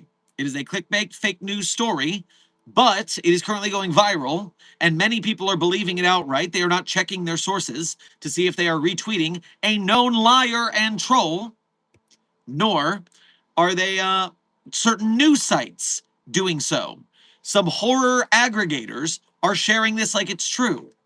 And that annoys me just from a man, I know people lie on the internet, but I don't understand why they lie on the internet. I mean, why are you lying to people? I mean, if you're getting clicks, if you're getting follows, if you're getting attention, if you're getting money from monetizing, okay, I can actually see why people lie on the internet a lot. That makes a lot more sense, actually. But I still don't like it. And so I would be less angry if it wasn't the fact that there is an actual SCP Containment Breach movie currently in Kickstarter. We are sponsored by friends of the channel, Keter Labs on YouTube, who are kickstarting SCP Containment Breach the movie. We could have a full movie in theaters. We could be watching an SCP movie in theaters. It's been the 10-minute concept on YouTube went to 2 different film festivals. It was accepted. And so this is good enough to get into genre film festivals. They're partnering with a Hollywood nonprofit that is going to help fund more future SCP films. This nonprofit was founded by the Coppola kids. Francis Ford Coppola's kids are helping us make this movie. And so we need to share this around with everybody. We need to fund it, so that we can have an actual SCP movie. Intern Alucard, do not apologize for falling for the clickbait. Because you asked, I had another reason to give the spiel again. You're actually helping me by falling for the trap. However, I wish the trap didn't exist. I wish people just knew about the proper movie and donated for it. So we could have a freaking movie for SCP in theaters. What, The Backrooms gets a movie? They're not even half the age of the SCP community. When was The Backrooms founded, huh? When was the first Backrooms post? Does anyone know what year it was? I'm going to look it up. Put your guesses in now. The Backrooms origin year. The Backrooms was started in 2019. The Backrooms was started in 2019. That is not even 10 years old. The SCP community is 19 years old this June. And we don't have a movie, and the Backrooms gets a movie? We'll jingle jangle some keys or something. We need to get the OG internet collaborative creepypasta community on the big screen. Damn it.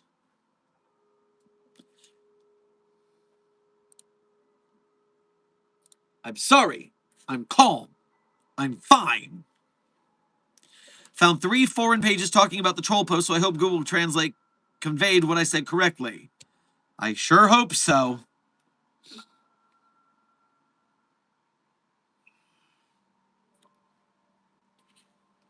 Frickin' A. Intern Frost, thank you for your first donation to today's stream. Grab yourself a smoothie on your way past the commissary. Groundhog named Digger is doing great. Also, hi. I'm glad to hear your groundhog adoptee is doing well. Be careful with that name. Just make sure you enunciate the D sound clearly. You don't want any mix-ups.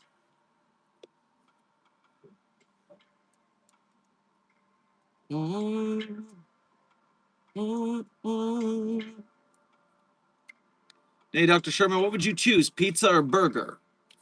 Oh, man, you're going to make me decide out of the 2 most versatile forms of food that could have any toppings on them that you want and still be considered a burger or a pizza?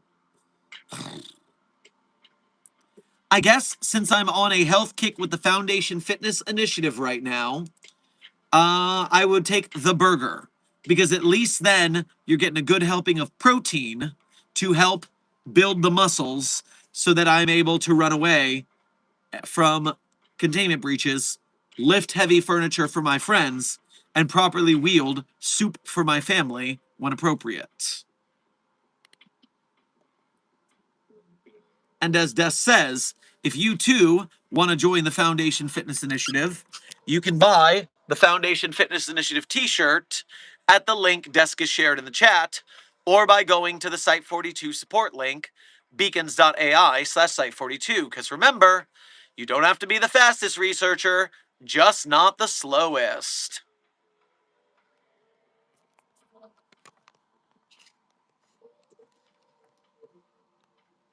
Dr. Sherman, are you tough? Well, I would say I was quite tougher before I injured my Achilles tendon.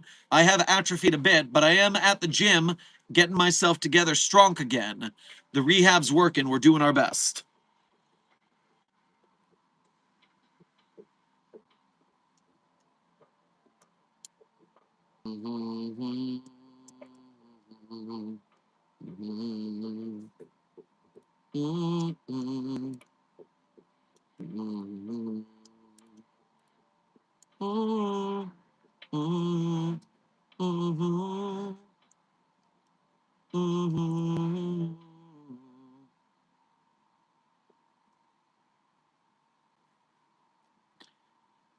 Intern Fella, thank you for sending a thumbs up to the Containment Hazard Assessment team. I'm sure they appreciate the positivity.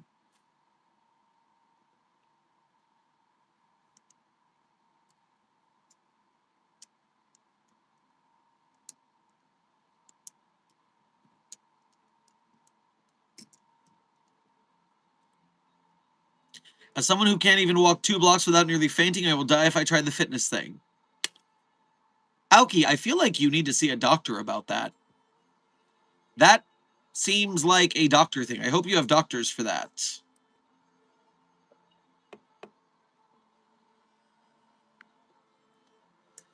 Intern Wartooth, this is your first live stream. Well, welcome to the stream. We've been streaming daily for a year and change now, but the algorithm does not feed us to everybody all at once. So welcome to your first stream with us here at the Anomalous Broadcast from Site 42.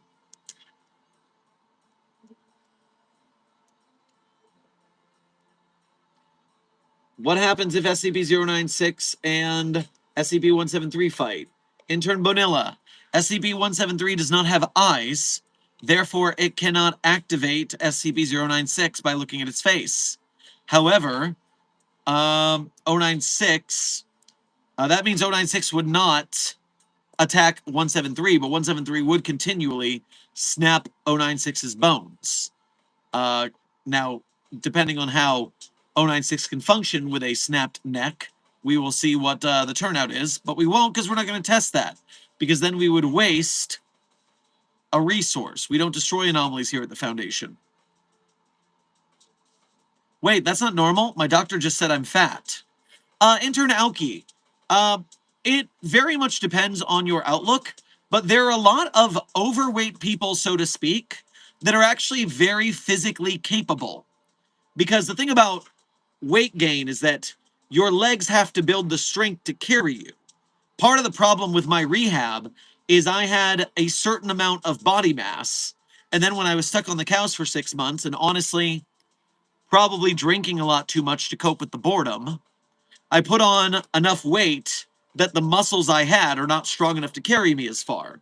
What I'm doing is I'm building up the strength through repeated training to both lose the weight and strengthen the muscles to match my current mass. But if you look at certain people who are, quote, overweight, you can see I'm sorry to say it like this, but Google fat people backflip, fat person gymnastics, and you can see some fat people doing some pretty sick shit because they have trained their body regardless of their heft. So don't let your weight stop you from practicing. Just make sure you work with your doctor, start at very small steps in progress, but there's a way. There's probably a way. If you don't have anything else wrong except for the excess weight, perhaps there's a way for you. Intern Fella, thank you for sending a stay hydrated to the Containment Hazard Assessment team.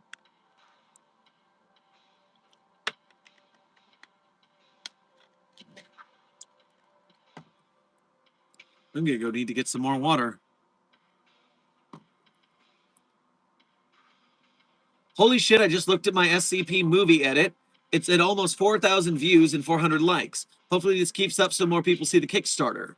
Hell yeah, Intern Flames, you keep that up too. You're going to get yourself a little following of your own by making sick edits. And then you will be the next person to call on when we need to advertise an SCP movie. Go, go, go!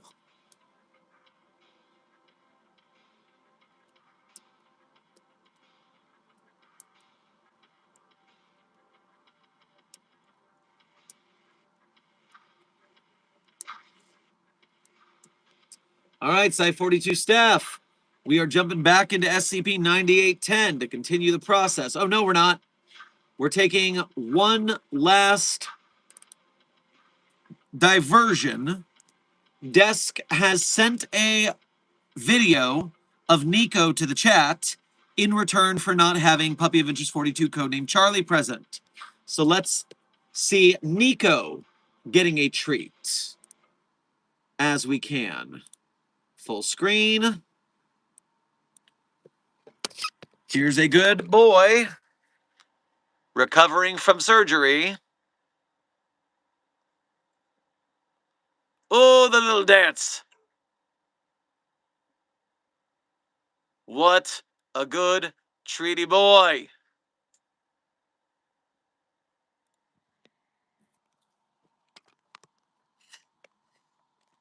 Very good. All right. So, Intern Frost, thank you for donating again to say. Found teddy bear SCP-1048. I think it drew on my wall. Get that thing into a containment cell before it makes more of itself.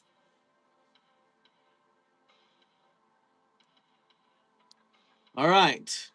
Let's take it over to SCP-9810.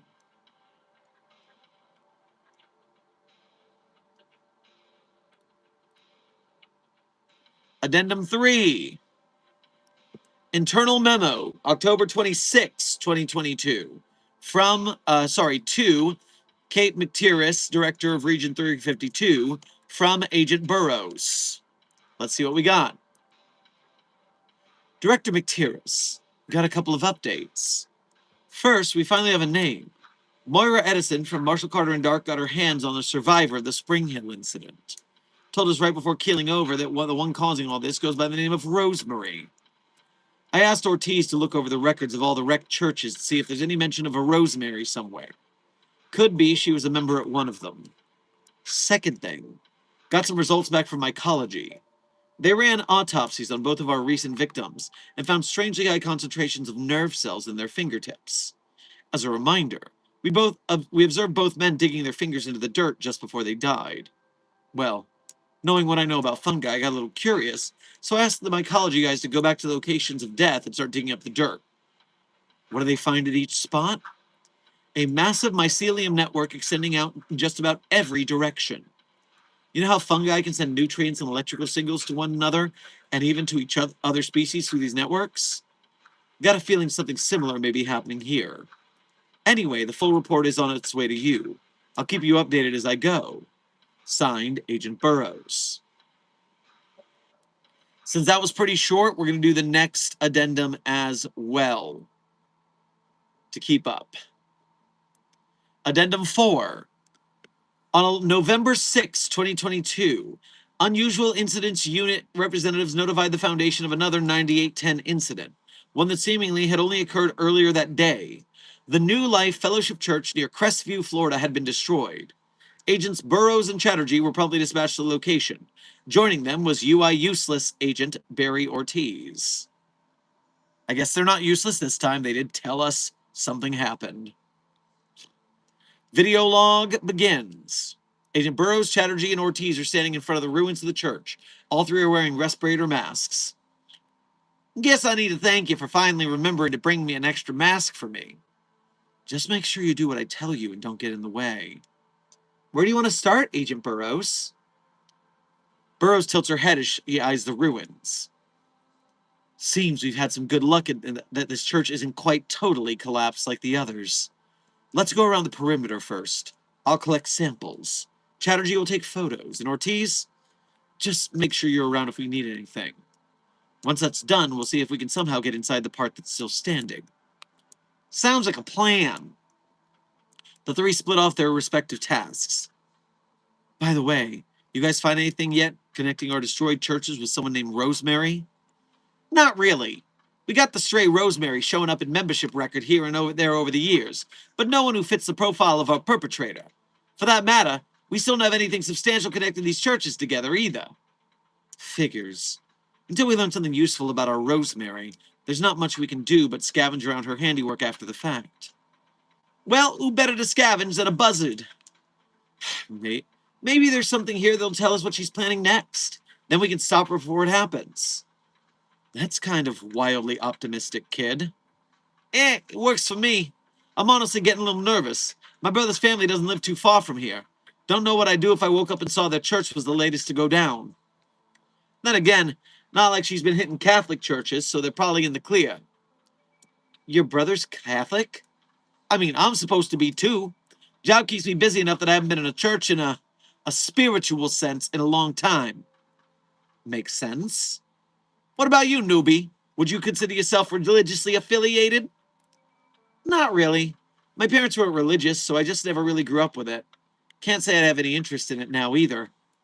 I see. There's a pause. What about you, Agent Burroughs?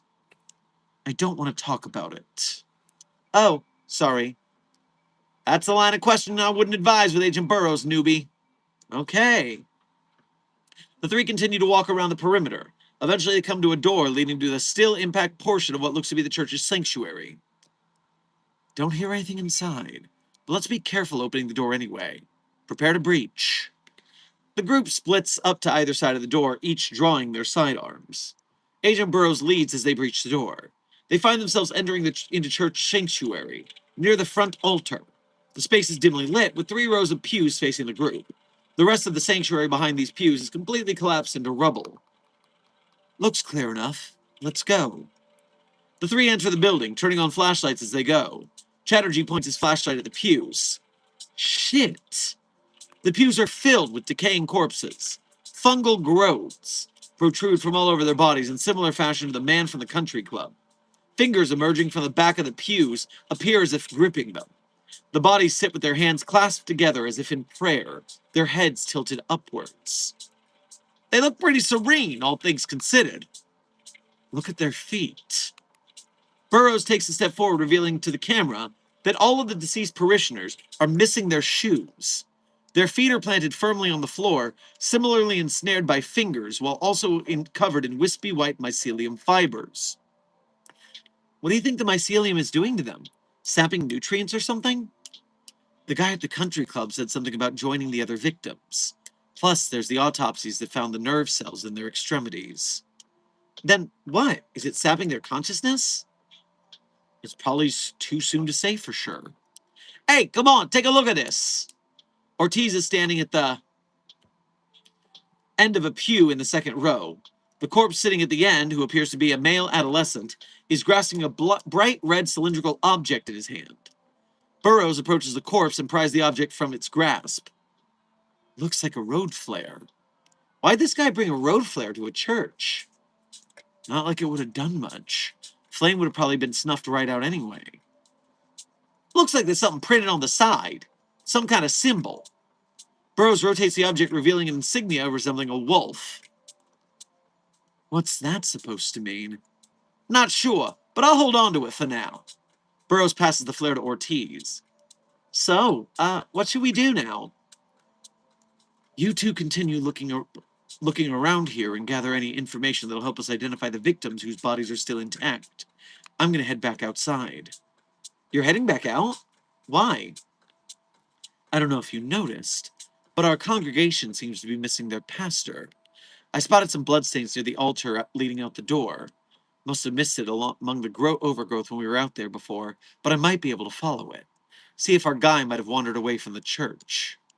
Sure thing. Just don't go too far out. Burroughs nods and exits through the back door. Scanning the ground, she finds a scant trail of dried blood leading away from the building. Burroughs begins to follow. She ends up heading into the trees behind the church. She follows the trail for several minutes before she's met with the sight of a skeleton.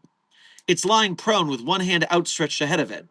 The bones are covered in a thick layer of violet and velvety mold with several stalks of sea anemone fungus, footnote, genus Esserorubra, interspersed throughout. Once again, several dead man's fingers are also present, wrapped tightly around individual bones. Burroughs kneels down to get a closer look at the body. She prepares to collect samples of the fungus, but a sudden noise causes her to jolt up. Something is moving among the trees ahead of her. Burroughs draws her sidearm and cautiously proceeds forward. After approximately a minute, she arrives at the edge of a small clearing. Standing in the middle of a clearing is a blonde-haired woman in a plain white dress. The woman smiles at Burroughs. Hi there. It's about time we finally met. You must be Rosemary. And you must be Agent Gwen Burroughs. It's nice to finally talk to one another, isn't it? How do you know my name? 9810-A raises her arms. It's a really nice day today, isn't it, Gwen? The birds are singing, the sun is shining up above, and look! She spins in a circle, and as she does, a wave of fungal overgrowth explodes in all directions immediately around her. The forest is in bloom. That's quite the neat trick, Rosemary. How about you come with me so you can tell my bosses exactly how you pulled it off? Oh, I wish I could, Gwen, but maybe another time. I'm actually pretty busy at the moment, and I've got a feeling you will be too in just a minute or so. What do you mean? There's a sound of shouting in the distance. As it gets closer, it becomes clear the voice belongs to Chatterjee. 9810 turns around and prepares to walk away. Until next time, Gwen. Hold on, we're not. Chatterjee stumbles up to Burroughs. His clothes are highly disheveled. Blood trickles down the side of his head. Agent Burroughs, the church! Another part of the church collapsed. I think I'm okay, but Agent Ortiz is pinned down. He's hurt pretty bad. I need your help to get him out and... He pauses, his eyes fixed on the clearing. Who's that? Burroughs turns to match Chatterjee's gaze. Her eyes catch sight of 9810-A right at the moment she disappears in the trees. Agent Burroughs sighs. Come on, kid. Let's take care of Ortiz. The two make their way back to the church. Wait, was that Rosemary? Should we be really letting her go? Reticent as I am to do so, we gotta keep our perspective here. We don't know what she's capable of, but we do know a fellow agent has been injured. No, you're right. Let's get Ortiz. But once we've taken care of that, we should come back and... The two stop as the church comes into view. The entire structure has gone up in flames. Shit. How? I thought those spores were supposed to stop this from happening.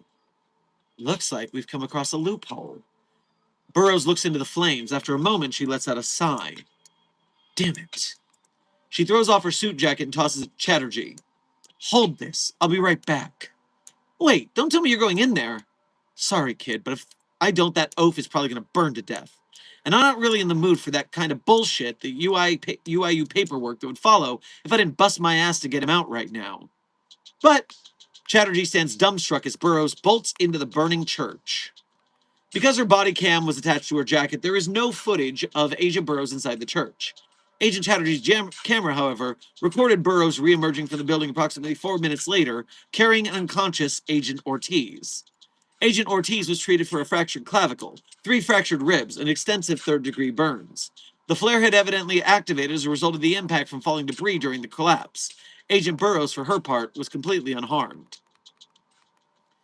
Internal memo from November 6, 2022, to Agent Burroughs from Chatterjee. Agent Burroughs, I'm sorry, I meant to let you know much earlier, but with all the chaos that happened right after the attack, I completely forgot to tell you. When I caught up to you and saw you talking to Rosemary, I kind of instinctively took a picture. I guess all the photos you had me take paid off about back there. It's not a great picture of anything, but I figure it's better than nothing. Hopefully it helps the investigation, even if just a little. End of Addendum 4. And we are halfway through the article, people. Woo! I am just not a fan of long articles as a rule. I like shorter articles to save time. I like flash fiction when it comes to SCPs. Not that this is bad in any way. This is written pretty well overall. And, you know, the good thing about longer articles is that they have the ability to be made into a film much easier. This has all the scenes and action that you would need to make this into a short film or an episode of an anthology series. So, I mean, this is a police procedural waiting to happen between the Foundation, the UIU, and interrogating people, hunting down the anomaly, dealing with the fallout. This would be a good episode of an SCP show.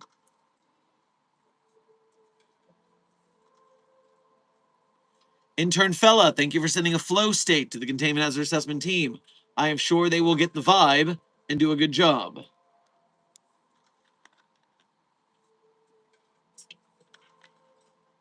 Intern Frost, thank you for donating again to say. 1048 is in my cell with me, by the way. Groundhog is safe, and it's a good thing I have an extra pet carrier, lol. Teddy bear seems sad that it's in a cage, though. Yeah, it seems sad until it skins your groundhog and turns it into a teddy bear monstrosity. Keep it locked up. Do not fall for it.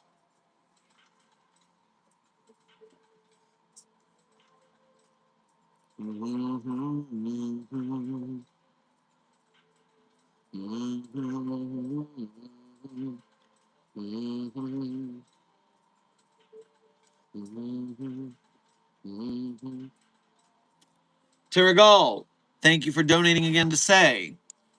The Temporal Anomalies Department has already done everything they needed to do with me. Also, SCP-72! 9, that's J. He's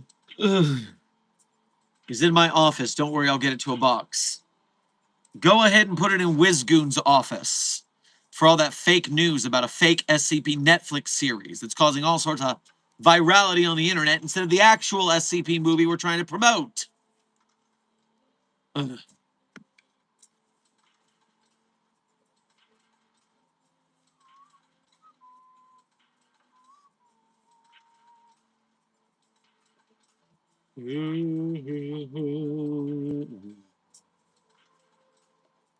Also, I also thank you, DJ, for complimenting my sassy lady voice. I had a fun fact about voice acting in case you wanted to do that kind of stuff. I'm not saying I'm a pro or anything. I'm an amateur YouTube voice actor, but I do some characters from time to time. And finding the point in your mouth that makes sense for the character you're talking to or you're talking as helps a lot with what we're doing. So Agent Burroughs has a lower voice, a little softer, a little huskier, and it's in the bottom left corner of my mouth. A little down here if you speak about it. But then, Chatterjee is up here, youthful energy, in the upper right corner of my mouth. And, all my very highly chipper people, they're upper left. I am not expert enough on this to understand why exactly the placements work, but, but both of the, Moira from Marshall Carter and Dark, who I think was a Fey folk, and then Rosemary, they're both here in the upper left corner, right under my nose. That way they have a little bit more of a chipper disposition. And then those Southerners, those Baptists, you gotta give a whole throaty mouth for that. Whether it's a bit higher or a bit lower, you gotta widen a bit to get that sound.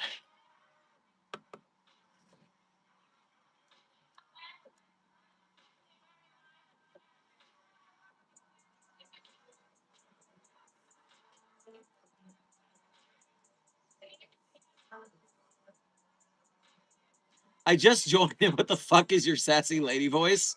Intern Huntley, you'll read it as I continue to, you'll hear it when I continue to read the article that includes the sassy lady. Speaking out loud and trying this in real time is hecking whoa. Yeah, you start practicing the different parts of your mouth. You can put your voice way back here, or you can put your mouth way up in the front if you want to be like a mouse.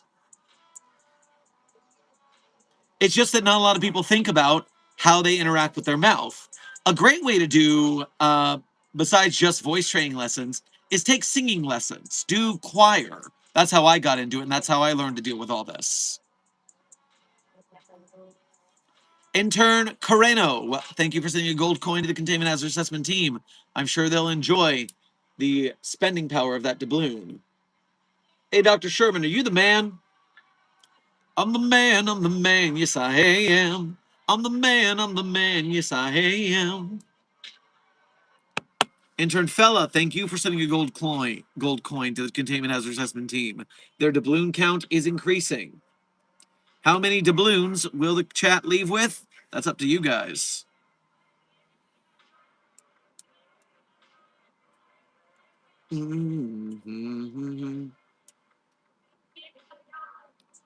Are you also planning on an interview with Zach from Keter Labs? Because I'm also doing one very soon too.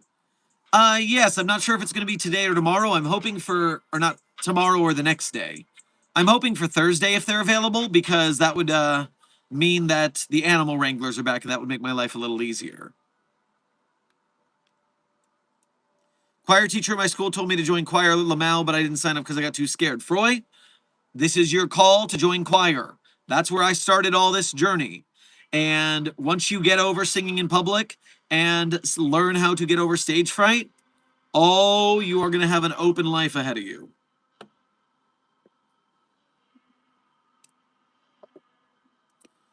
Blue Phantom, thank you for sending 14 stars to the Containment Hazard Assessment team. I am sure they will be happy to be a twice five-star containment hazard assessment team. But then the third time the rating came around, they only got four stars. Gotta do a little better.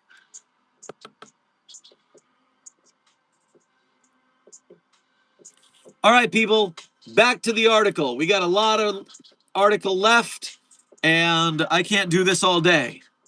Let's keep it going. Addendum 9810-05. November 12th, 2022, Agent Burroughs and Chatterjee traveled to Destin, Florida. I'm from Florida. I've been to all these places.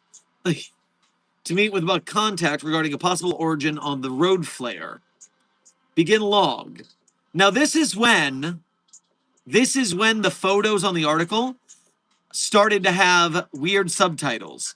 Interior of the meeting location, also a great place to kick back and relax. Someone's infected with something. We're going to figure out who. Begin log. Burroughs and Chatterjee walk down a sidewalk adjacent to the beach. This seems like an unnecessary detour. Why are we devoting all this energy to a single road flare? Because so far, that road flare has been the only thing to overcome those spores and produce a lasting flame at an incident site. Not only that, but it's got the entire building to burn down, fungus and all. So you think if we figure out what made that flare work, we can turn it around and use it against Rosemary? That's the idea. Okay, makes sense. Who's our contact, by the way? You've been oddly secretive about it. It's a bit of a sensitive situation. Guy actually was contained for a while at Site 88, but he eventually managed to escape. Something to do with his wife. You mean he's in escape, SCP? Is that really a good idea? Yeah, we'll be fine. We lucked out that he actually seems to like us Foundation guys quite a bit despite the containment. And he hasn't really caused us any problems since he's been out. But he'll check in every once in a while when he feels like it. And we haven't tried to recapture him? Not that I'm aware of. I wouldn't say it's an official stance or anything, but I think the Foundation reached a general consensus that it probably works better for everyone if we just let him be. He's been around and tends to know an awful lot about a lot of things, at least in my experience. The two approach the entrance to a beachside bar. All right, he should be waiting for us inside. Let's go. Okay, but one more question before we do. Yeah? What's this guy's deal that we had him contained? What's this guy's deal that we had him contained in the first place? Oh, right. Yeah, you see, this guy is, well, he's kind of, sort of, a god. What? Burroughs enters a bar and motions for Chatterjee to follow. The interior is colorful with island decor all around. Tropical soft rock can be heard playing on the speakers. Seated in a booth in the corner is an older man clad in a Hawaiian shirt and a cowboy hat. Burroughs approaches the table. Just so you guys know, that beachside bar, that is my home turf. My habitat is Jimmy Buffett movie, Jimmy Buffett playing over the stereo at a beach bar in Florida. That is my just vibe. Hawaiian shirts, boat drinks. I am jealous of the team right now. Good to see you again, Pete. Now, Pete links to SCP-2343, codename How I Got to Memphis. Now, a reminder, SCP-2343 is Dr. Sumerian rewriting SCP-343, reinterpreting it because Dr. Sumerian does not like SCP-343, if I'm remembering this right. So, this is, well, be careful, team.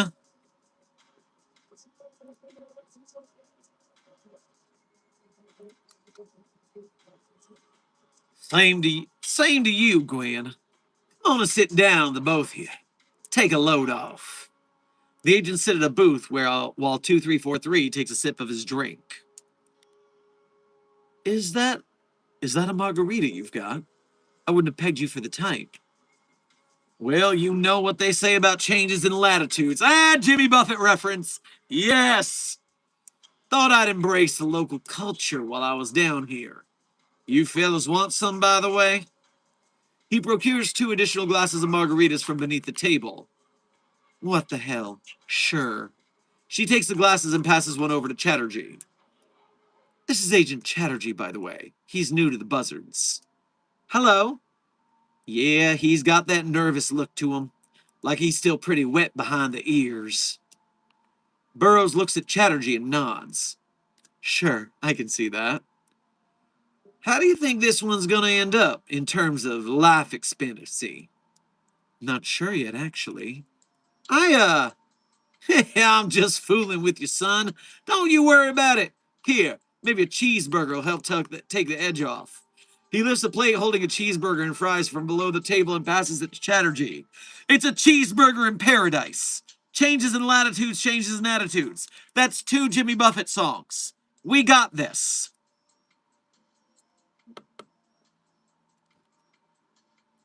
Oh, thanks. 2343 takes a sip from his margarita. So, your people gave me a rundown on your latest case. Some mushroom girls causing havoc, and there's a road flare you need help with? Pretty much. She withdraws a photo of the wolf insignia and slides it over to 2343. We found it in the ruins of a most recently destroyed church. Normally, the spores in the air are good at extinguishing just about any flame, but this thing was still able to go off. Not just that, it was able to spread and burn the whole thing down. Interesting. 2343 examines the photograph. After a moment, he lets out a light chuckle. Well, you're in luck, because I actually know what this is. You do?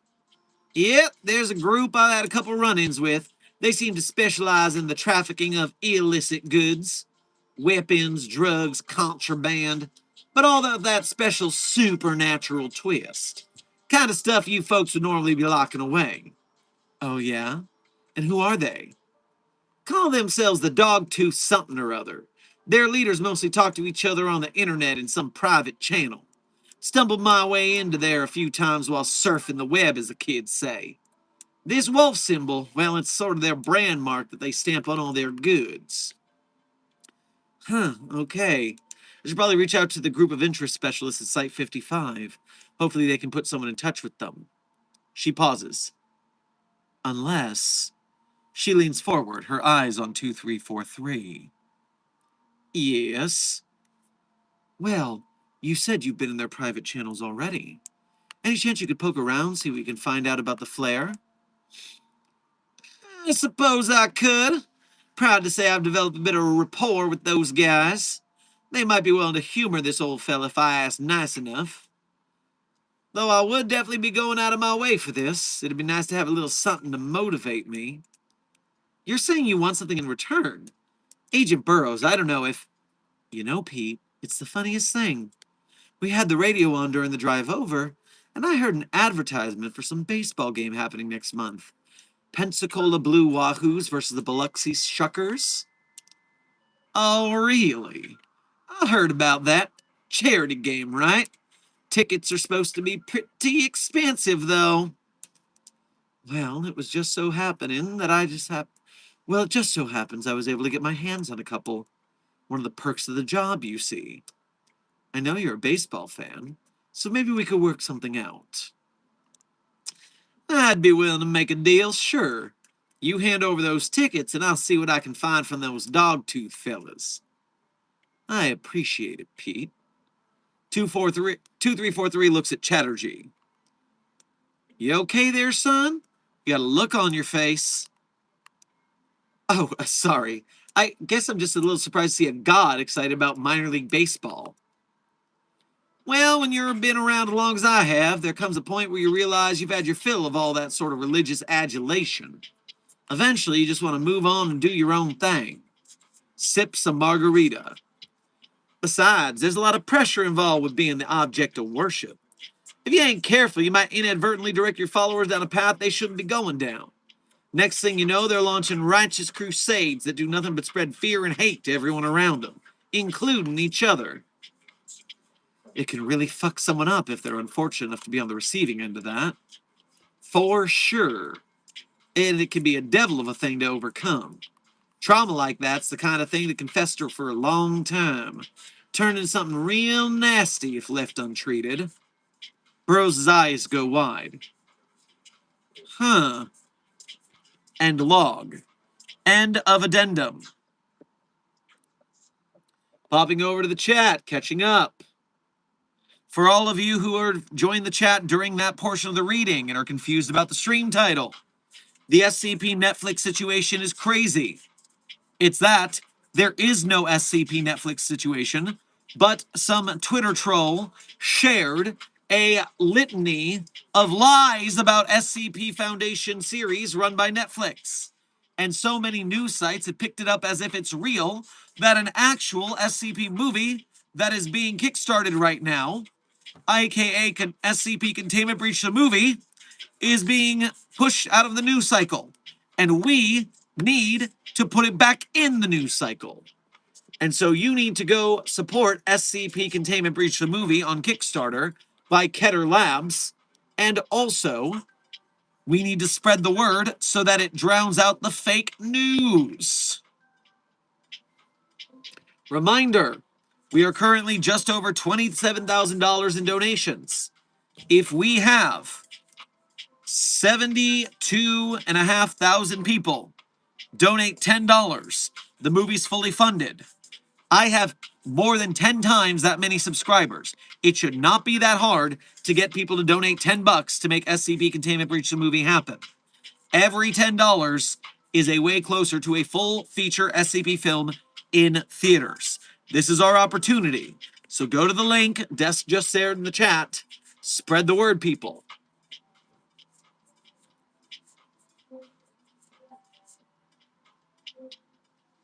Intern Fella, thank you for sending a good game easy to the Containment Hazard Assessment team. I'm sure their sharing of the Containment Breach movie will do a good job of being a good, easy game. 100 stars, thank you for sending another star so the Containment Hazard Assessment team is a 5-star team. Very nice. Intern Fella, thank you for sending 3 more gold coins and a floating heart to the Containment Hazard Assessment team. I'm sure they feel the love and will spend those doubloons accordingly. Intern Foxy, thank you for sending sunshine to the Containment Hazard Assessment team. I'm sure they will feel the nice sunshine on their skin, but will wear sunscreen to protect themselves. Intern Miro, thank you for sending 2 gold coins to the Containment Hazard Assessment team. I'm sure they will spend those doubloons righteously. Ethan Stewart, thank you for gifting 5 memberships to the Containment Hazard Assessment team. I'm sure they appreciate your generosity and their promotion. If you happen to be present in the stream and you received a membership, make sure to thank Researcher Stewart for their generosity.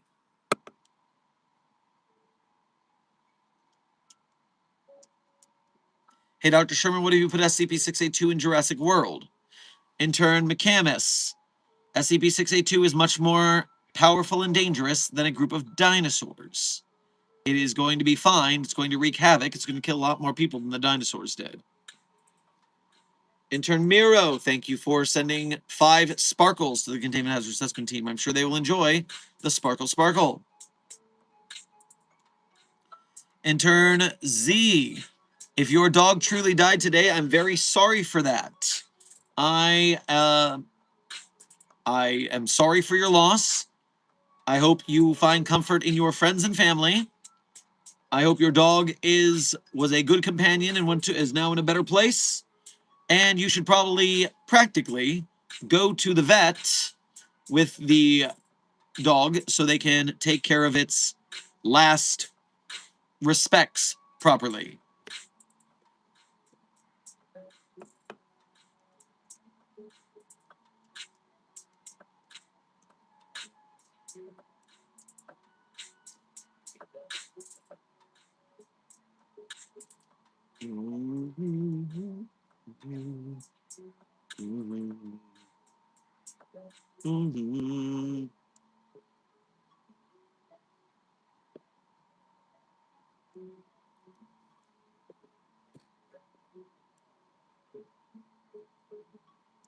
Hey, do you like Gundam? Intern Miggs.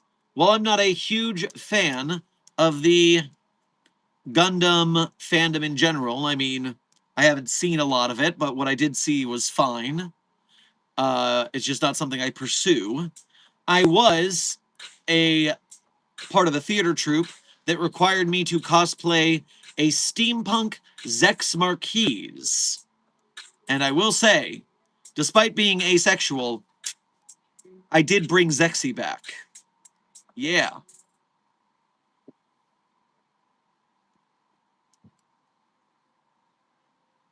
Intern Alec, if your mother died recently, I'm very sorry for your loss. That is also a tragedy. And I do hope that you have friends and family to take care of you and the proper guidance to handle last respects.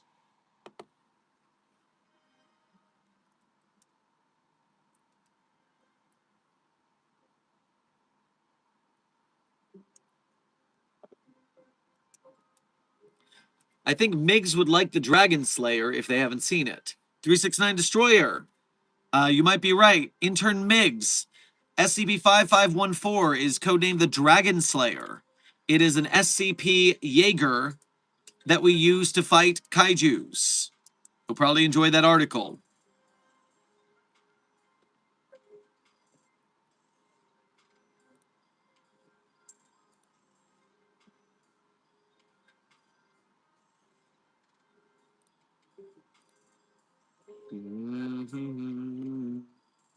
Someone gave me a membership before, so I wanted to give other people it.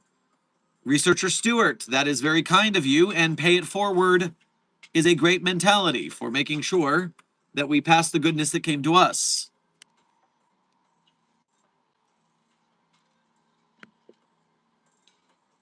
All right, let's make our way back to the SCP-9810 article. We're about 60% complete. Let's get this through. Addendum 6 to Barry Ortiz, agent for the Unusual Incidents Unit, from Gwen Burrows.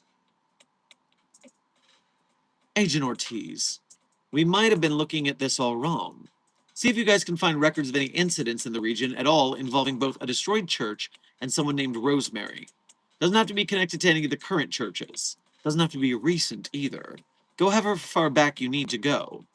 Thanks again, and get well soon, buddy. The picture here is the picture of margaritas. Best wishes to your friend, Burrows. Tell him margaritas are on me next time I'm in town.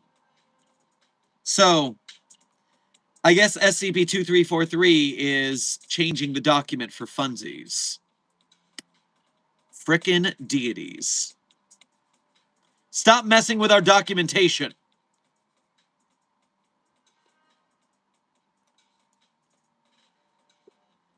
Addendum 7. On November 13th, 2022, Agent Burrows received a message on her phone from an individual claiming to be a high-ranking member of the organization described by SCP-2343. Hey, that weird old guy who keeps showing up in our comm channels told us about you. Normally, we tell nosy jackasses like you to fuck off, but fortunately for you, that weird old guy is kind of funny, so we'll humor you just this once. I'm a senior officer with the Dogtooth Syndicate. No way I'm telling you my real name. Just call me Renard.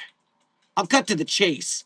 Weird old guy said you found a flare with our logo at a church. Checked with the other officers, and yeah, we sold it. Some kid got word about your church mushrooms problem. Wanted something that could burn those mushrooms down if they ever showed up at his church. Our senior officer, Fenrir, told him to eat shit, but the kid said he's only going to that church in the first place because his parents force him to. Anyway, we sold him a flare that wouldn't go out no matter what. Special manufacture, tube sealed, 100% authentic will-o'-the-wisp. Little bastards have a body that's entirely made up of pure fire. Won't stop burning till it's dead, which means it'll take a lot more than some fuck-ass fungus to extinguish their flames. Now that's all you're gonna get from us. You want to take down that mushroom monster or whatever, get yourself something that won't burn out. Don't contact us again, and tell that weird old guy we said hi. 2 short addendums, we'll do 1 more and then break. Addendum 8. Below is a transcript of an incident involving Agent Burroughs and Chatterjee that occurred on November 15th, 2022. Note, incident took place at a public park in Destin, Florida. Agent Burroughs and Chatterjee were eating lunch at a public park picnic table. Begin log. Any updates from Ortiz yet? He's been looking, but it's really too soon to expect much. Fair enough. Chatterjee takes a bite of his sandwich. So, you find anything we can use against Rosemary yet? Perpetual flame or whatever it was? I've been asking around. Looks like we do have some wisps in containment, but they're of the endothermic variety, which isn't much use to us. We got some other creatures entirely composed of fire, but they're notoriously hostile to pretty much everyone, so we can't really use them either. Figures. I do have one possible lead from the group of interest guys. Some friends in the north have been caring for a fiery little creature. It's currently at the center of a minor situation at the moment, but we might be able to get our hands on it for a bit if things work out. Oh, well that's good. Kind of fucked that such a big lead came from a dead teen who didn't even want to be there. Yeah. They continue eating in silence for a moment. By the way, how have you been acclimating to the job? You feel you've been getting a handle on things? Sort of. Honestly, I'm still trying to wrap my head around a lot of it. How so? Well, last year, when I first learned about the Foundation, it was like the world became so much bigger than I thought it was. Felt like that sense of childhood wonder had found its way back to me. Sure. But since I've started working, all that wondrous stuff has turned out to be just so ordinary, you know? I mean, I've met creatures I thought only existed in fairy tales, but it turns out they're running country clubs and relaxing in beach bars. I'm not sure how I feel about it. That's fair. But I guess at the end of the day, those gods and monsters hiding among us are really just people like you and me. No reason to build them up so much. Okay, but I don't know if it sounds crazy, but I'm a little worried that if I'm working in a place where we can easily put the fantastical in a box, how do I keep myself from losing that sense of wonder altogether? Make sure that 20 years from now, I'm not just going through the motions while circling the drain. I don't know. Maybe you just need to find something you can keep your eyes fixed upon. Some big goal that you can chase after day. And if you ever reach that target, just pick a new goal and start chasing that. After enough time, maybe you'll be like me, where the job itself is enough to push you out of bed and get you moving each day. You think so? Sure. It's worked for me for years, and I think, well, I'd like to think that's enough for me. Okay, that kind of makes sense. Thanks. No problem, kid. Actually, while we're here, you mind if I ask you something? Sure, go ahead. Right, I've been wondering. I keep hearing how you've been an agent for a long time, but you barely look any older than I. Brrr, brrr. Oh, it's my mom. I'm very sorry, I gotta take this. I'll be right back. Sure. Chatterjee stands up and walks away as Burroughs continues to eat her lunch.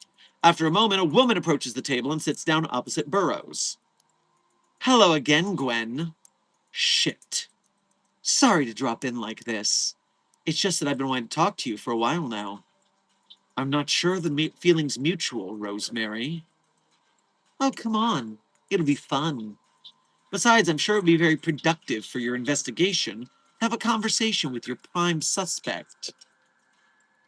What would be even more productive is if I incapacitated that prime suspect and took her in right now. Maybe so, but I'm not sure that would be a very smart idea in such a public place.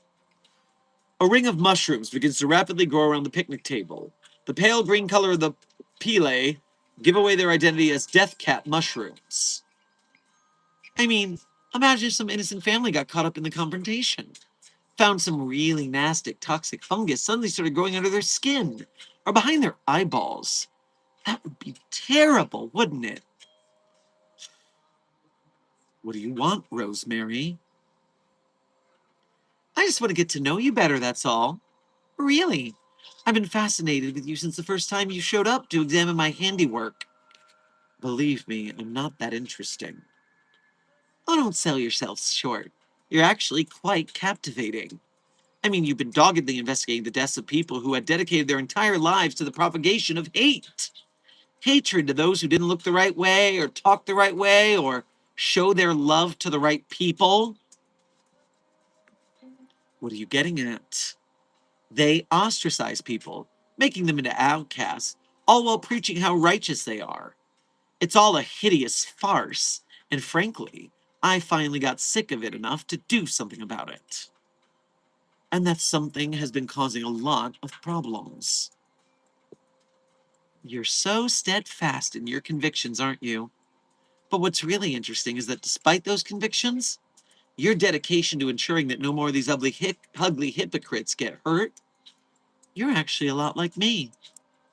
What are you talking about? Every step you take, every heartbeat that reverberates through your body, when you're out among those ruins, I can feel it. The webs I weave below the soil that connect me to my creations, I can sense what they sense, feel what they feel. Bullshit. I'm not lying. I pick up on everything. Like your conversation with your junior partner about his uncle up north. Or that spike in your heart rate the very first time you laid eyes on me. What the fuck? And so I promise I'm not lying when I say that every single second you've been out there chasing me, I've been able to feel every ounce of anger and resentment that you carry deep within you. Fungi of all varieties begin to slowly bloom up from the ground in the pair's vicinity. On the table, fingers begin to sprout out from the wood. A group of fingers arranged in a line gently wrap themselves around Burroughs' right hand. You know what that's like, don't you? You had to grow up with those people and suffer under their obtuse hatred. And they made an outcast out of you just like they did to me, for no other reason than being born the way you are. You don't want to admit it, but there's a part of you that feels just a tinge of satisfaction every time you see a corpse or a skeleton, because after all this time, these people are finally getting a taste of the pain they've gleefully inflicted on so many others. Seeing them hurt, it makes you happy. After a moment, Burroughs wrests her hand free from the fingers. Whatever my personal feelings about the victims may be, they don't change the fact that I have a job to do, and I'm going to do it. Your dedication is admirable, but you don't have to do this. Imagine what you and I could accomplish together. We could wipe out the hatred infesting the world we live in, snuff it out for good, and allow a more loving world to grow in its place. After all, I know you have your own talents that you like to keep close to your chest. You haven't told your junior partner, but I know. Burroughs tenses slightly but quickly composes herself. Look, at the risk of flattening your whole philosophical worldview into something wholly reductive, what you're doing isn't helping anyone. It's just meeting hate with more hate. Oh, but you misunderstand. I'm not acting out of hate, but out of kindness. By sharing my love with them, I cause love in turn to sprout up from their hearts and fill their souls. You really believe you're showing them love? I'm showing them the kind of love they deserve and letting them live in it. I know you've been working hard, so I'm going to throw you a bone. Next week, I'm hitting my biggest congregation yet. You'll probably want to prepare, and maybe take the time before then to think about our little conversation. Dash A stands up and begins to walk away. She turns back to look at Burroughs and smiles. Until next time, Gwen. Another moment, she's gone. Burroughs sits still in silence for several more minutes. Eventually, Chatterjee returns, stopping in his tracks and seeing the overgrowth surrounding the picnic table. Agent Burroughs? Fuck. End log. Agents were unable to ascertain SCP-9810-A's whereabouts after leaving Agent Burroughs' vicinity. As such, focus instead quickly shifted to predicting where 9810-A would appear next. End of addendum. Returning to the chat. Ethan Stewart, thank you for donating again. First donation, actually, of today's stream, as well as your gifted memberships and being a member. Grab yourself a fish fingers and custard on your way past the commissary. Foxy, thank you for sending a sun balloon to Containment Hazard Assessment Team. I'm sure they had a nice flight, a nice ride.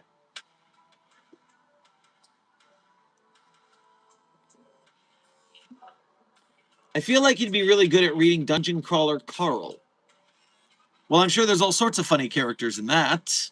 And I hear it's a pretty good and funny read. Absolutely loving that article you're reading so far. Intern Romer, yes, this article is pretty well written. The characters are nice. I enjoyed the 2343 cameo, definitely. As I said, this would make a pretty good episode of a film. They're going through the investigation. They're crossing over with the entity. We don't know Burroughs' secret, which is a sword of Damocles hanging over the whole situation. So we'll see how that goes. As a reminder to those who have recently joined chat, maybe during the reading portion I was just doing, the SCP Netflix controversy situation is crazy refers to the fact that there is some fake news tweet going around saying that Netflix has signed director David Fincher to make an SCP Foundation anthology series. This is false. But many, many people are believing it outright. They are not checking to see if things are true because for some reason people are exceptionally gullible on the internet. And it's even fooled a couple of frickin' news sites. News sites that could instead be sharing SCP Containment Breach, the movie, a Kickstarter that is currently just kicked off and has raised $27,000 in 5 days, but needs to raise a lot more to get into theaters. So if we want an SCP movie in theaters, this is the opportunity. So make sure to go to the link in the chat or go to our Site42 support link, beacons.ai/Site42, and watch the 10-minute proof of concept live action film that has been to multiple film fests. And if you like it, then pledge some money to make this spread further. And if you are part of the Broke Gang, share this news everywhere. We need to drown out the fake news about the fake Netflix series.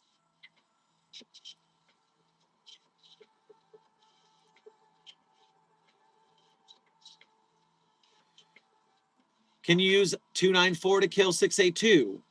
Intern Potato. No. We have dispensed from 294 the strange coffee machine a liquid that can kill SCP-682, and we duplicated that liquid enough by making it fall from the sky like rain, but the liquid did not fully annihilate every single atom of 682, and it regenerated. So, did not work. I just realized, why don't we all try to get the SCP movie trending on Twitter, like everyone posts tweets with a certain hashtag? I feel like we've got enough people for that. We do have enough people like that. Maybe we should start hashtag. What's the best hashtag for SCP Containment Breach the movie? Because it doesn't have one yet. Maybe SCPCB the movie? SCPCB the movie? Is that a good hashtag? What do you guys think? Should we just keep it simple and do SCP the movie? No, because that would tank it for any future ones. So yeah, I think SCPCB the movie. I can go for that. What do you think, chat? Opinions from the chat. I've been trying to post on Twitter, Lamau. The more the better.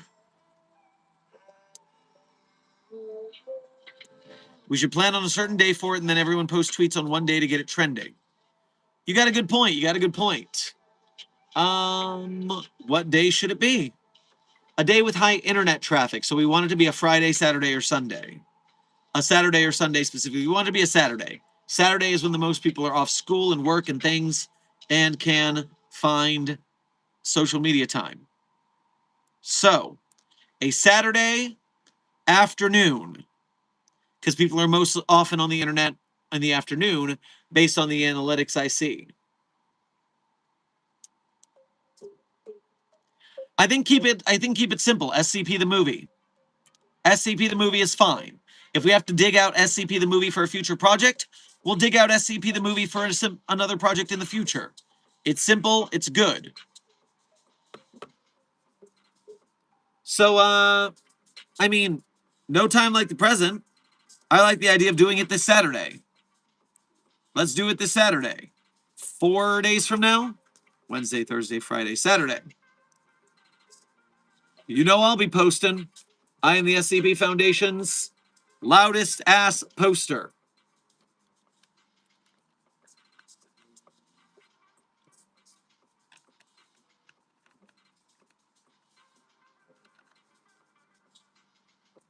I didn't know they were working on an SCP-contained breach movie. I'm looking forward to seeing it.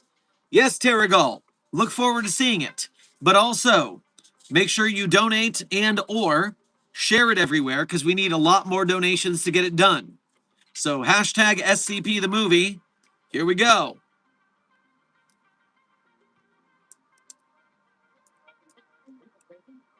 Do you also want us to do it on other platforms? Every platform. Every platform needs a hashtag SCP the movie talking about this and making sure it gets spread. Every platform. All hands on deck.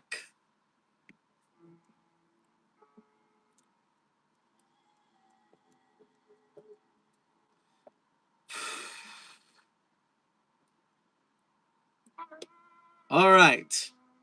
We are in the last 25, maybe last 20% of this SCP article. I'm also getting tired from streaming. So let's see, and we're about 25 minutes from the end of stream. Let's get this article done so we're on our way.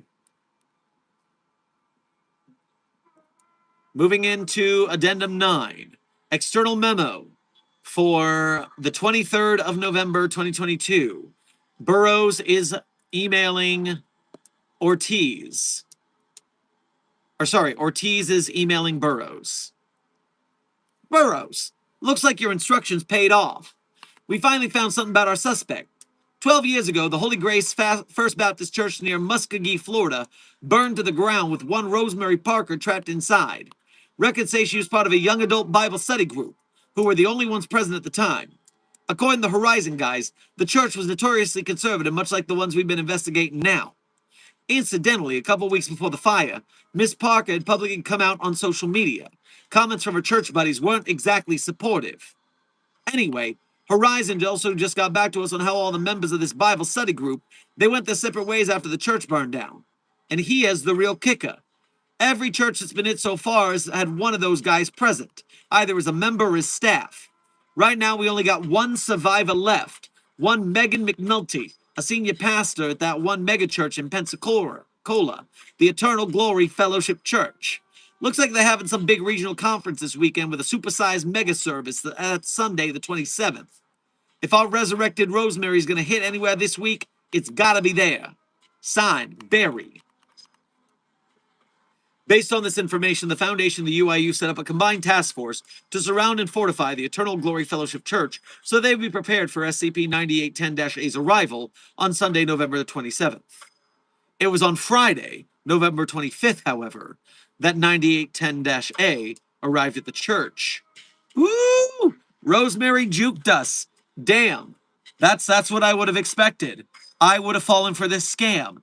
Man, clever anomaly. Hate that for us. Addendum 10. Below is a transcript of the footage captured by the various surveillance cameras located within Eternal Glory Fellowship Church on the day of A's arrival. At this time, the building was hosting a regional conference with the leadership of various affiliated churches in attendance. Begin log on the 25th. A shot of a hallway within the church, a pair of double doors leading outside are visible at the far end. From this door, a dark substance can be seen spreading out along the walls, floor, and ceiling of the hallway. Footnote. Subsequent analysis identified this substance as Stachybotrys charturum, otherwise known as black mold. Up, they're getting the Joanne Rowling treatment. Oops. Two men can be seen exiting a restroom. They quickly stop upon note. Oh my god. Is SCP 9810 A after the author of Harry Potter? Is that the source of the black mold? It is in my headcanon. Two men can be seen exiting a restroom. They quickly stop upon noticing the mold, quietly watching it as it spreads. After a moment, the double doors fly open, and 9810-A walks through with a smile on her face. The two men call out to her, one stepping forward to speak with her directly, while pointing at the mold on the wall. 9810-A places her hand atop the closer man's head, but does not otherwise acknowledge him as she walks past. The man stands still for a moment before keeling over. He screams as fingers begin to erupt out of his back. The second man sees this and attempts to flee, but he is snagged by a multitude of fingers emerging from the floor. 9810-A briefly places her hand on his head as well. The man clutches the side of his face as she continues down the hallway. He lets out a scream as his skull splits open and long-stalked mushrooms can be seen sprouting from the exposed brain matter. The screams draw out an additional conference attendees from adjoining rooms as 9810-A proceeds through the church. -A, pause it, pardon. Immobilizes and places her hand on each of them in turn. Some fall to the ground or are quickly overcome beneath the overgrowth, subsuming the floor. Others find themselves torn apart as the growth taking place within them rapidly exceeds the volume of their bodies. A few of them, however, remain standing despite the fungi growing out of them. They begin to follow 9810 as she continues throughout the church. That should say 9810-A, that's a typo. Shambling over the floor as they faintly chant words of praise and adulation. -A eventually reaches the doors to the main sanctuary, flinging them open. Seated inside are the senior leaders of the Eternal Glory Fellowship Church as well as those of the visiting congregations. Included among these individuals is Senior Pastor Megan McNulty. 9810-A gingerly steps into the sanctuary as the overgrowth and followers both pour in behind her. The sanctuary crowd begins to panic, with most attempting to flee. -A grins as she raises her arms. In an instant, a massive bloom of rot spreads out to encompass most of the sanctuary floor, twisting and contorting the bodies of those caught in its wake. -A soon reaches the back of the sanctuary, where McNulty has been ensnarled in a mound of fingers. The color drains from McNulty's face as she sees -A approach. You! Hello, Megan. What devilry is this? Did you crawl back from hell, I thought? Oh, shut up. A mass of fingers clamp McNulty's mouth shut. I am so looking forward to finally... Stop! Agent Burroughs and Chatterjee enter into view behind -A. Their sidearms are both drawn and aimed at the subject.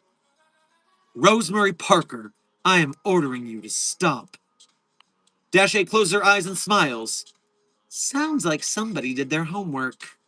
I'm happy you're here, Gwen. For a while, I was worried you and your friends were going to wait until Sunday.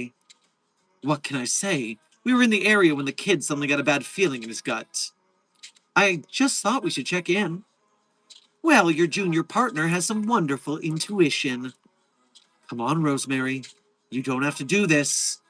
-A turns around. No, but I want to do it. The world will be a better place once these people are removed from polite society. Not if you do it like this. You're just creating chaos, getting bystanders caught in the crossfire, and leaving those remaining to pick up the pieces. I'm going to tell you one more time to stop. -A holds up both of her hands. Gwen, you know you can't. You know I can't do that. I need to finish what I started and... Bang! Burrow fires into -A several times. With every shot, large chunks of flesh are blown off of -A's body. Her body drops to the ground once Burrow ceases firing. Burroughs and Chatterjee step up to the corpse. It does not bleed. In fact, there is no indication of blood, internal organs, or bone visible at all beneath the skin. There is only flesh-colored tissue, the same tone as the skin. Burroughs looks to the side. There is movement from beneath the overgrowth. Something begins to grow rapidly, white in color and gradually taking on a spheroid shape. The mass quickly grows to a height of about 1.5 meters, at which point something starts pushing out from inside. The shape of two hands can be seen attempting to pierce through the outer membrane. You saw nothing. In another moment, they break through.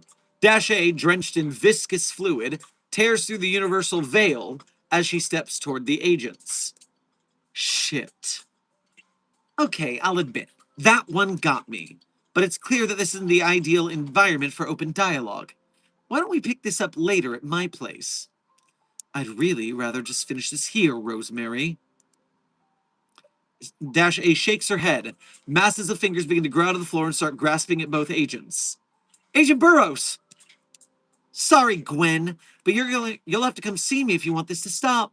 You'll know where to find me. The fungi continue to accumulate around the two, ensnaring them both. I'll need to take some collateral, obviously, to make sure you show up. And of course, you'll need to come alone. I'll feel the footsteps of anyone you might try to bring with you. Stop this, Rosemary. Dash A stands directly in front of Burroughs with a smile on her face as she rips off her respirator mask. With a wink, she holds her hand up and blows Burroughs a kiss. A gust of spores billows out of her mouth as she does so, which quickly move to envelop Burroughs' face. Rose! Burroughs passes out. Rosemary turns to look at the nearest camera and gives a cheerful wave shortly before the signal cuts out. End log. Reinforcements at the scene shortly after find Agent Burroughs unconscious on the floor of the sanctuary. Furthermore, Agent Chatterjee, along with Dash A, were both missing. Nearby, Agent Burroughs was the corpse of Megan McNulty, whose head was missing. The majority of the lower nervous system, additionally, had been gouged out from the rest of the body. Out of all the people present in the building, Agent Burroughs was the sole survivor. I'm telling you, man, this is a great police procedural episode of television. This could be a good SCP TV show episode. Author, you've done good work. I might have a new favorite in the contest.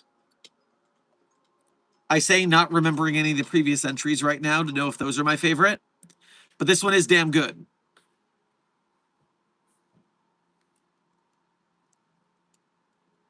Is the Rage virus or SCP-008 more dangerous? Intern Boeing. The Rage virus makes them run fast, and so they are more likely to spread.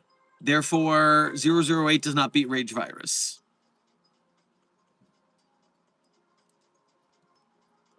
Why is SCP-3008 specifically an IKEA? Intern Shinobu, I do not understand for sure the author's intent, but my guess is that IKEA builds their buildings very maze-like on purpose to keep you lost and running around and buying things. So, because of that, it is easy to get lost in an IKEA, and I'm sure the Infinite IKEA is just the nightmare version of that scenario. It is 11:05 at night. No, it's 8:06 p.m. at night. Consider time zones. That's why you're a chaos insurgent, not smart enough to stick with the Foundation. Weird traitors.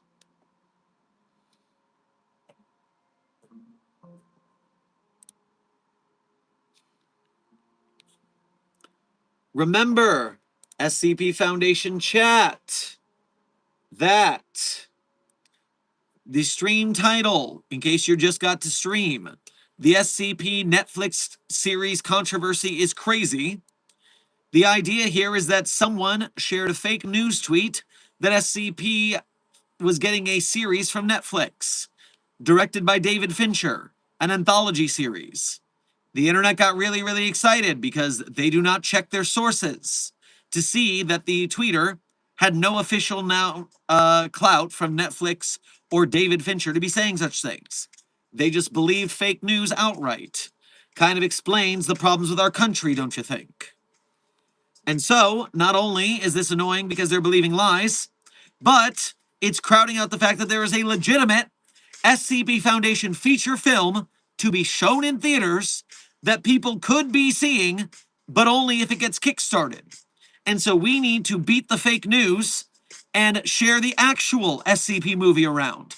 And we need to fund it, of course. Donate to the Kickstarter, because if everyone donates $10, we only need 75,000 people to donate, which some board games get 75,000 Kickstarter donations.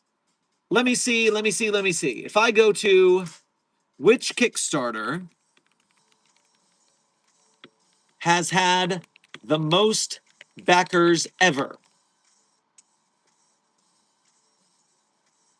The card game Exploding Kittens has the world record for most Kickstarter supporters with 219,000 382 backers.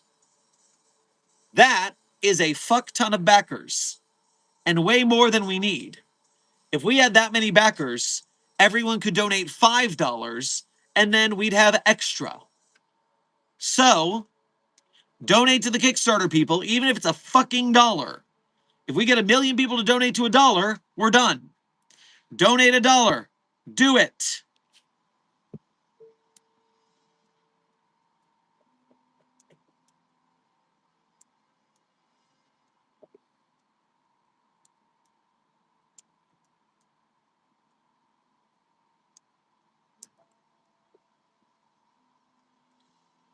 That description of Rosemary's Anatomy was very similar to Darling Pink's.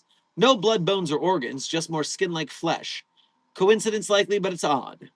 369 Destroyer, I am not familiar with Darling Pink, so I cannot attest to that. But SCP authors putting references to things they like in their articles, I can't imagine. Says the guy whose articles are very often riffs on pop culture in one way or another.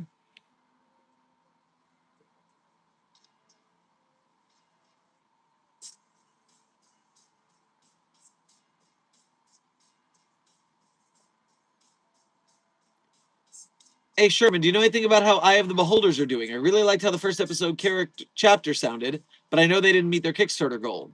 Yeah, Froy, I haven't heard from them since the Kickstarter failed, which is sad. You hate to see a project not pull it off, and I did enjoy the first episode of their podcast. And they had good sound effects, good editing, good music, good voice actors. So it probably would have been pretty fun. I'm hoping they figure out a way to make it regardless. All right, people, let's get to the thrilling conclusion of SCP-9810. Addendum 11. Internal memo from Director Kate McTierris to Agent Burroughs. Agent Burroughs, I just heard back from Site 55. Your request has been approved. Assuming the asset's training has been adequate, you are authorized to proceed with the operation. Good luck, Agent. Don't be reckless. Director McTierris. Addendum 12. Begin video log. November 25th, so same day. Agent Burroughs is standing at the edge of a large clearing in the middle of a forest. The aged and charred ruins of a long-destroyed structure lie just ahead of her. She is just outside Muskogee, Florida, looking at the remains of what had once been known as the Holy Grace First Baptist Church. She takes a long sip of her coffee.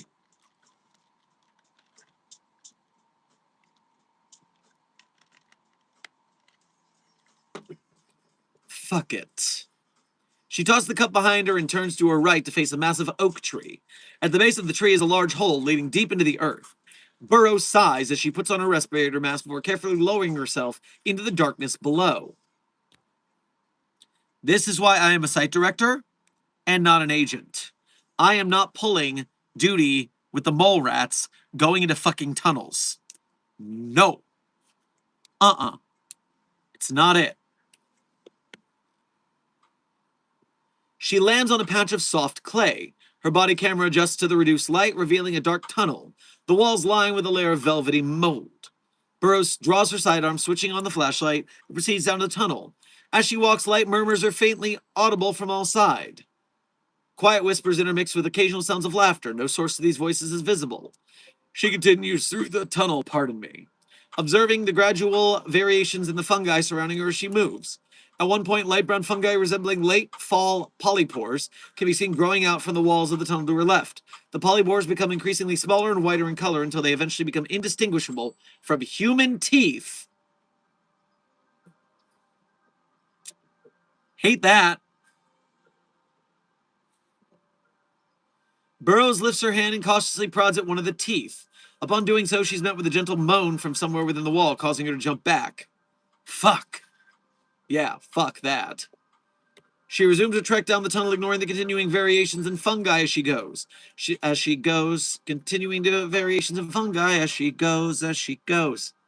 She steps through a patch of Clarthus ruber that twitch with the frequency and rhythm of a heartbeat. A cluster of Earth Star fungi in the wall watch her walk by. When she turns to look at them, she catches some of them blinking. All the while, the fingers protrude from all sides of the tunnel with increasing frequency as she proceeds, subtly oscillating back and forth. Finally, she reaches a large open chamber. On the far side, she can see two faint figures, one slumped over and kneeling on the ground, the other significantly further back and seemingly hanging from the wall. Both figures are completely still. Burroughs raises her sidearm and takes a step forward, only to stop once more as something wet drips onto her from above. Looking up, she sees that all over the chamber ceiling are strange hanging growths that do not match any known variety of fungus, though their long, narrow shape with a bulbous protrusion at the lower end give the impression of stalked sporangiophores. Burroughs raises her flashlight at the ceiling and takes a step back as the light reveals the growths to be human in nature.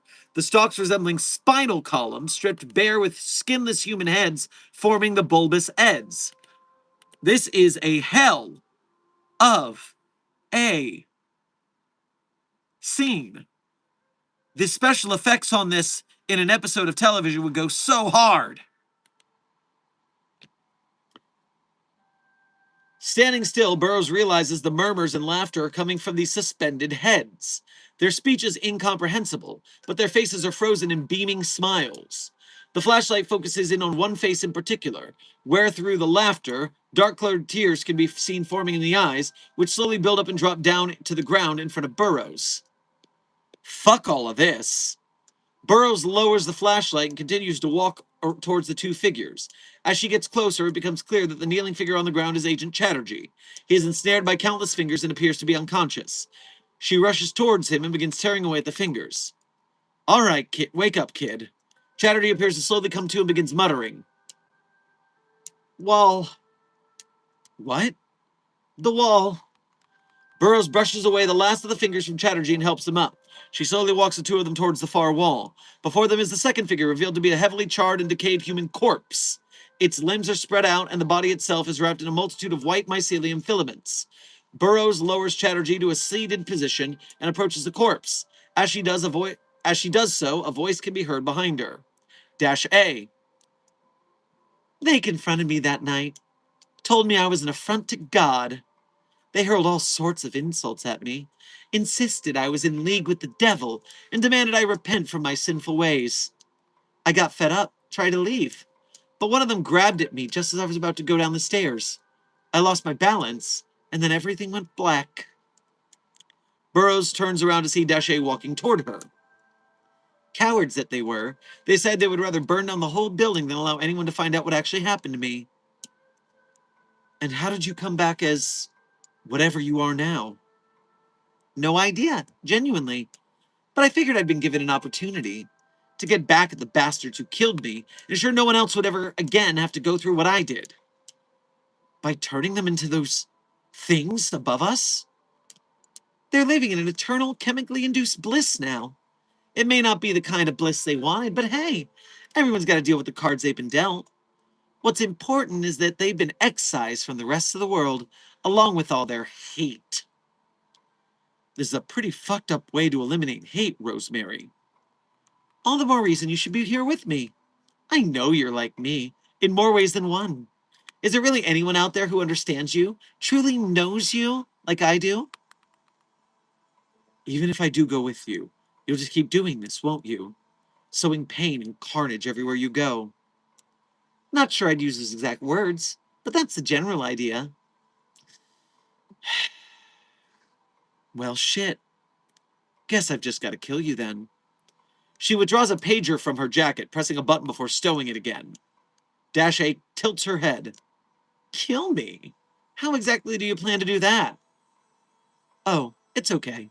I brought backup to burn this place to ashes. Is this some kind of joke?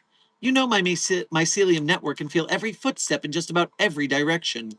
There's no one else down here but you, me, and the junior agent. Are you sure about that? -A begins to sweat an amber-colored fluid. Wait, how? I feel heat. Burning. Even with my spores. What are you doing? I followed up on this road flare we found at one of your churches. Learned how a creature made entirely out of fire could overpower those spores and burn through your fungi. I talked to our GOI guys, and it turns out some of our friends in Oregon had run into some issues with a friendly little will-o'-the-wisp they had been taking care of. A wisp! A feu follet, actually, specifically, out of Louisiana. Our guys were able to take care of their situation, and we were about to return the little fella, but asked if we could borrow her for a quick job before they did. Turns out Yvette is a smart little girl, so it only took a couple of days of training before she learned how to follow a little ways behind me and wait for my signal to light everything up. Plus, she floats, so, no footsteps. Yvette pings to a Wilson's Wildlife Solutions critter profile, Yvette. And oh my, look at this little bugger! Isn't she a beaut? Oh, Yvette, you're gorgeous! What a cute few fillet! Wonderful! The crossovers in this are killer. Between 2343 and now Yvette, I am digging it. Author, crushing it.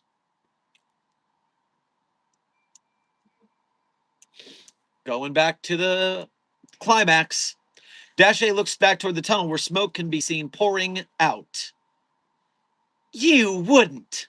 Burroughs returns to Chatterjee and helps him back to his feet. Thanks, Burroughs. Look, Rosemary, I'm genuinely very sorry about what happened to you. And I hate that you have to go out like this. But I just can't sit back and let you continue this deranged revenge plot you got going on. That's not how you remove hate from the world. Dash A stumbles slightly as fire begins to pour into the chamber. The suspended heads can be heard screaming as they're subsumed by the flames. Gwen! Burroughs hoists Chatterjee over her shoulder. Goodbye, Rosemary. If you do somehow come back like you did before, maybe we can try this all again. The flames reach Dash A, swallowing her entirely. A burning hand can be seen reaching out from the fire, falling limp just as the video cuts out. End log. Backup forces arrived shortly after. A sweep of the underground tunnels found all fungal specimens within had been destroyed. Rosemary Parker's remains had been reduced to bones. They were probably taken into Foundation custody and have since remained inert. Agent Burroughs and Chatterjee, along with the Fou Filet Yvette, were discovered above ground 120 meters away.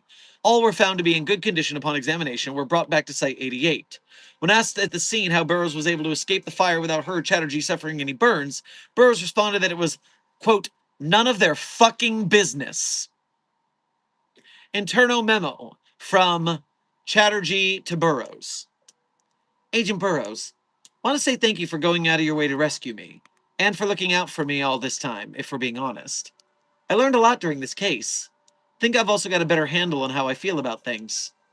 Though I guess the both of us should probably find out what to chase after next. After a month of no further activity from Dash A, 9810 was ultimately reclassified as neutralized. Addendum 13. External memo from Moira Edison from the Okaloosa Country Club to Gwen Burroughs. Gwen, congratulations once again on resolving the Rosemary situation. I'm sure the Foundation handlers you feel indebted to are quite pleased with your performance. I did want to let you know about an interesting encounter at the club earlier today. A woman came by the front desk with a small package addressed to you. Asked if I could hand it over next time you came by. Of course, I couldn't resist taking a quick look inside. I know you'll forgive my indiscretion. Well, inside the box was a lovely bright red toadstool, along with a note jotted onto a small card. I've copied its contents for your convenience below. You might be right about how I was doing things. Gonna go out and see the world. Try to excise that hate in a more effective and precise way. You're welcome to tag along. I'll leave it up to you how to respond. Good luck, Moira. Internal memo from Director McTierris to Agent Burroughs. Agent Burroughs, after some deliberation, your request has been approved. You and Agent Chatterjee are hereby authorized to lead the investigation to Person of Interest 970, i.e., Rosemary Parker. You're free to pursue her wherever she goes at your own discretion and using whatever methods you deem necessary, within reason. After all, nobody knows her like you. Signed, Director McTriss. Dude! This fucks! Hell yes, intern SCP author Frozen Fox. Damn! I am giving that an instant upvote. Also, obviously, the song I'm locking in is Love Grows Where Rosemary Goes. It's the title of the article. It has to be the one.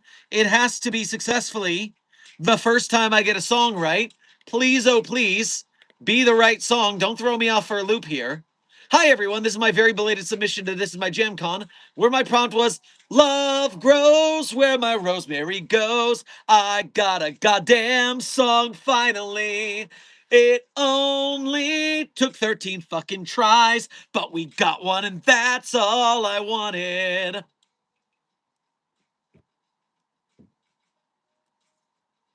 This was sick as hell.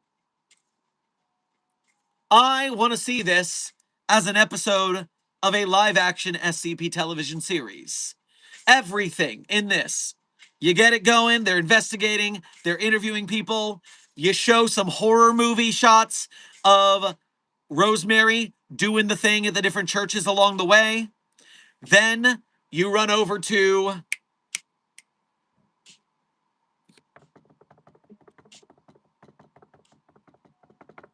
the final confrontation. There's a mystery hook that Rosemary got away, and you got to do it later. Damn. Fantastic. Frozen Fox, I think your name was? Hell yeah.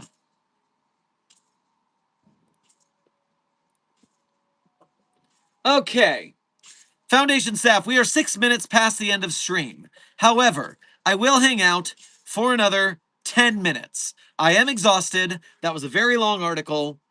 We've been streaming for 3 hours. I need to have some dinner.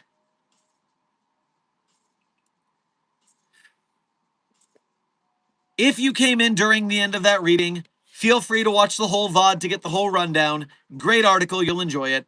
Also, in case you're confused about the stream title, the SCP Netflix series controversy is crazy, is because there's fake news going around, getting very viral traction, that Netflix is making an SCP series.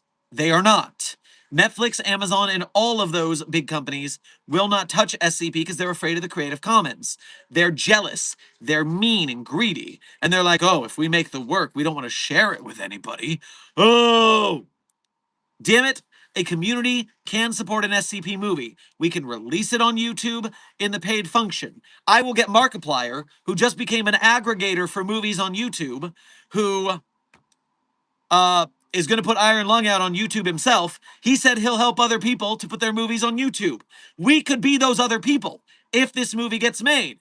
Because Keter Labs wants to put this movie in theaters, which I do want. I want to watch this movie in theaters. But then when I want to buy it on YouTube, I want to buy it from frickin' YouTube and give Keter Labs my money. And so, go to the Keter Labs SCP Containment Breach the Movie Kickstarter and donate $1 to $10. If you can donate more, that's great. But I'm begging, $1 to $10. If enough people do small donations, we get there regardless. Small donations matter. Do not think, oh, I can only donate $1, that's nothing. Give them $1, damn it. Give them $1, and if everyone does it, it'll work. We've got an SCP movie in our hands. We just need to support it. Has Markiplier responded to the main character offer? I do not know. I have not heard anything from it, but I'll talk to Zach and maybe we'll hear something. I'm hoping to have the director of Keter Labs, SCP Containment Breach the Movie on for an interview this week. I need to message them back. But for now, let's answer a couple more chat questions. 100 stars. Thank you for sending a star to the Containment Hazard Assessment team. I'm sure they'll enjoy it sprinkled.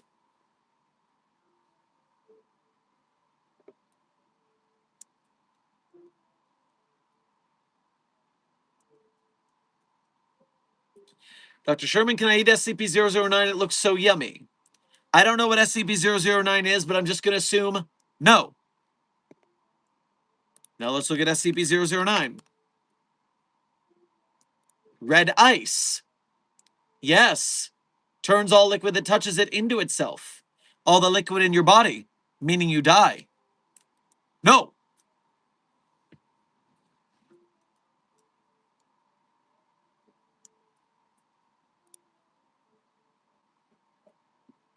I like how aside the Backrooms movie, this guy's motivated in making an SCP movie too. Now we got two things. SCP Archives is cool. I'm glad the Backrooms got a movie. I'm glad Five Nights at Freddy's got a movie. I'm glad Markiplier got to do Iron Lung. I'm glad the Amazing Digital Circus is getting to show its finale in theaters. I am not mad at other fandoms succeeding. I just want us to do so as well. We fucking deserve it. Our internet landmark, our contribution to online horror and fiction is so big. We deserve this. It's about damn time. And we're going to do it. We're going to do it together, team. We've got this. Blue Phantom, thank you for donating again to say SCP-999 wants to hang out with Charlie. Well, when Charlie gets back from the field mission, then that will be allowed.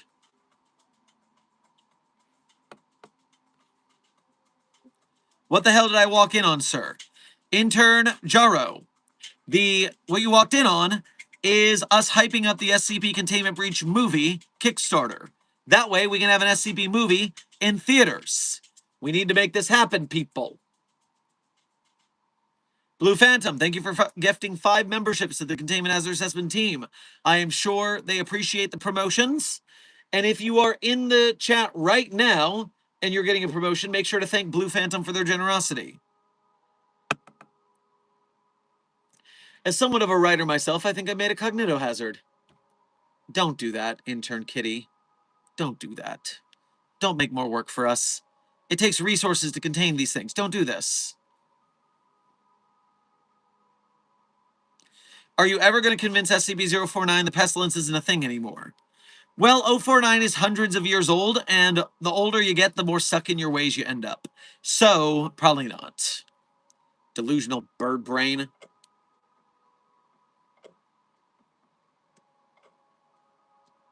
Can you please review this SCP idea? A swarm of birds that gain a hive mind-like sentience and disguise itself like a human under clothing that conceals what it looks like. Well, intern Spiff, that is anomalous AF, to be sure. You just have to write it into its containment. And why does it matter to the Foundation? Will there be cool interview logs? Will there be a breach? Is it a nice guy? What's the deal with it? Dr. Sherman, how long till the end of stream? 3 minutes. 3 minutes till the end of stream.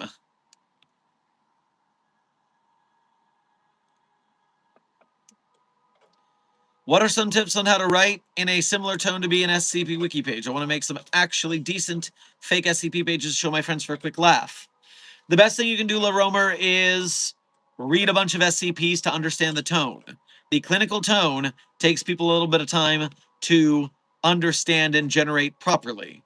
So read a bunch of SCPs to get used to it. That way you can do it. Intern Abraham, what is this SCP Netflix I'm hearing about on the stream? So what you're hearing about is there is some fake news going around right now that Netflix has hired director David Fincher to make an SCP anthology series. This is fake news, but it's being retweeted and talked about like it's real. People are lying on the internet for clicks. And unfortunately, there actually is an SCP movie being kickstarted right now. But this, because it has Netflix in the name, because it has David Fincher, a famous and well-tread director, it's getting a lot more attention than the actual fucking movie. And so, we need to sell people the information that SCP Containment Breach the movie is alive and well. It exists. It's kickstarting. And if they want an SCP movie they can watch in theaters, this is what they need to do. So, go to the Kickstarter page. If you go to our Site42 support beacon, beacons.ai/Site42, the first link is the link to the Kickstarter. Once you have donated $1 to $10 or more if you are capable, then like, share, subscribe, comment, chat on the Keter Labs YouTube channel's videos to spread them in the algorithm. Share them on social media so more people see them. We need to spread the word. That way, More people know about the actual SCP movie. Intern Swirly, thank you for your first donation to today's stream. Grab yourself a cheeseburger on your way past the commissary. Dr. Sherman, I have a question. What would happen if SCP-729 SJ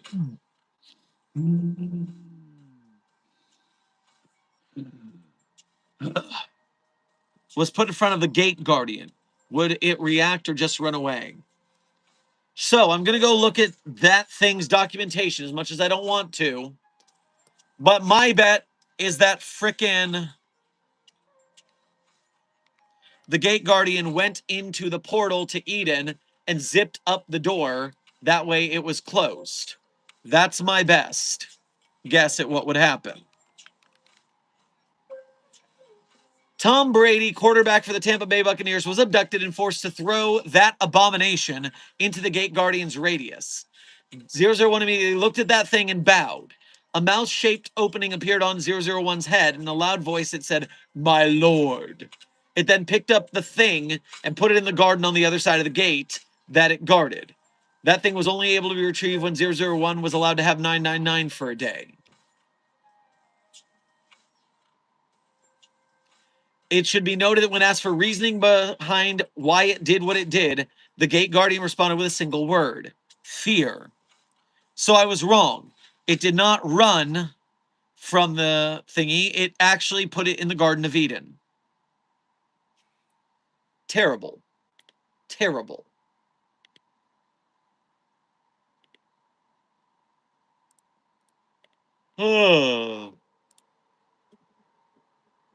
Intern Fella, thank you for sending one more doubloon to the Containment Hazard Assessment team. I'm sure they will spend it wisely.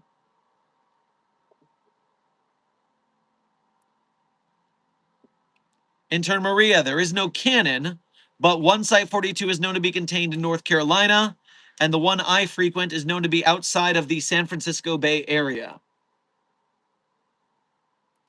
All right, Site-42 staff, I am out of it. We have done a long stream today. We got through a long article. We're probably going to do the same thing tomorrow. So, at the end of stream, as I always do, I tell you guys my favorite SCPs. But I'm not going to tell you my favorites are the ones I wrote. That would be cheating. But if you want to read the SCPs I wrote, you can go to the Sherm's author page in Site-42 Hub on the SCP database. There you can see the SCPs I personally wrote, as well as contributed voice lines or sound effects too. And while you're on my author page, one tab over, you'll find a list of links. Links that a lot of people ask about in the chat, but then are not smart enough to find. So sad for them, but not for you, because you are the Containment Hazard Assessment team. You're clever. You'll find the links. And when you do, you can become a Patreon patron or YouTube channel member of Site-42 to donate to us monthly. You can do a Ko-Fi or YouTube Super Chat to donate to us one at a time. Either way, we appreciate your direct donations. They are the quickest way to help us keep the lights on here, for myself and the Site-42 staff. Meanwhile, if you cannot donate, make sure that you are an ardent member of Mobile Task Force Sci-42 codenamed the Signal Boosters. When you like, share, subscribe, comment, chat, make clips of us, edits, memes, and share them on social media, spread the word. Not just for us at Site-42, but also the SCP projects we support. The SCP Wiki and its authors and artists. The SCP filmmakers, like SCP Containment Breach, the movie by Keter Labs on YouTube.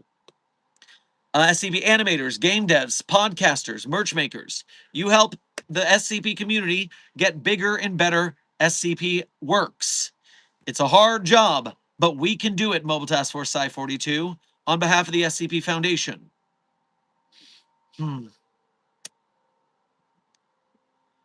Before I say my favorite SCPs, one more time. Intern long lived. No, there is no SCP Netflix film or series. There is a fake news post going very viral saying that there is, though. And that fake news post being shared by frickin' horror news sites, even though it's fake, is taking attention away from the actual SCP Foundation Containment Breach movie that we could have in theaters if we actually did fund it. So go to the Kickstarter for it. Link in the chat.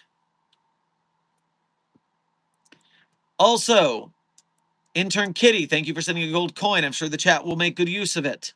Blue Phantom, thank you for sending 15 stars. I'm sure they appreciate being a 5-star team 3 times over. Intern Kitty, thank you for sending 2 more stars.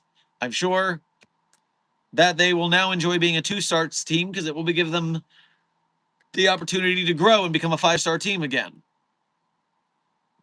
All right. Now my favorite SCPs in no particular order are SCP-3999, SCP-3043, SCP-008-J, SCP-Spooky-J, SCP-5031, SCP-5175, SCP-5320, and SCP-8980. Content warning on that last one. It's a bit of a rough read. Speed round. 3999-3043-008-J, Spooky-J, 5031, 5175, content warning on the last one's a rough read. Last minute things. Amber, thank you for sending another star alongside Blue Phantom sending 3 more. That made you a 1-star team again, doing the math. A 1-star team. You guys got to do better on your mathematics of stars. Ba ba ba ba ba ba ba ba ba ba ba ba ba ba. Yes, the other thing I wanted to say, intern Spiff, go to the SCP Wiki main page. Look in the sidebar, top left corner. There is a section called Getting Started. It has the rules. It has how you post SCPs. It has all the information for that question you asked. Intern Overkill, thank you for sending a 5 stars, which makes the team 1 star again, because we were at 1 star, then we loop back 5 more to 1 again. So you're on your way. You'll be 5-star again soon, I'm sure of it. But Site 42 staff, this has been another Dr. Sherman's Office Hours, a subsidiary of the anomalous broadcast from Site 42. I hope you had fun. I hope you learned something. Be safe, be well, and as always, secure, contain, protect. I'll see you in the next video or stream. Blue Phantom, thank you for donating at the last minute to say that you guys gave 14 earlier, so it is 5 if I give 4. And then Kitty gave 4. At the end of stream, you're going to have to do the star math. I am running out of my mind space for mathematics right now. I need a nap.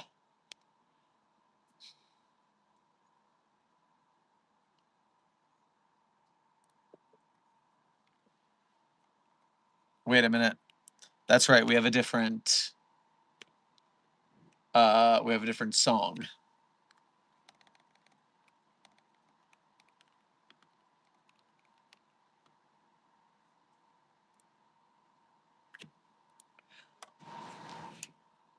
She ain't got no money, her clothes are kinda funny, her hair is kinda wild and free.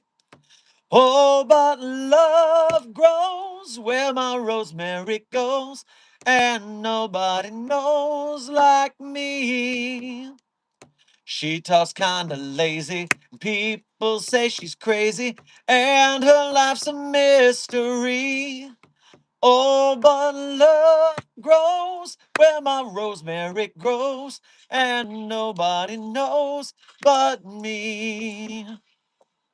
The credit song is Love Grows Where My Rosemary Goes by Edison Lighthouse.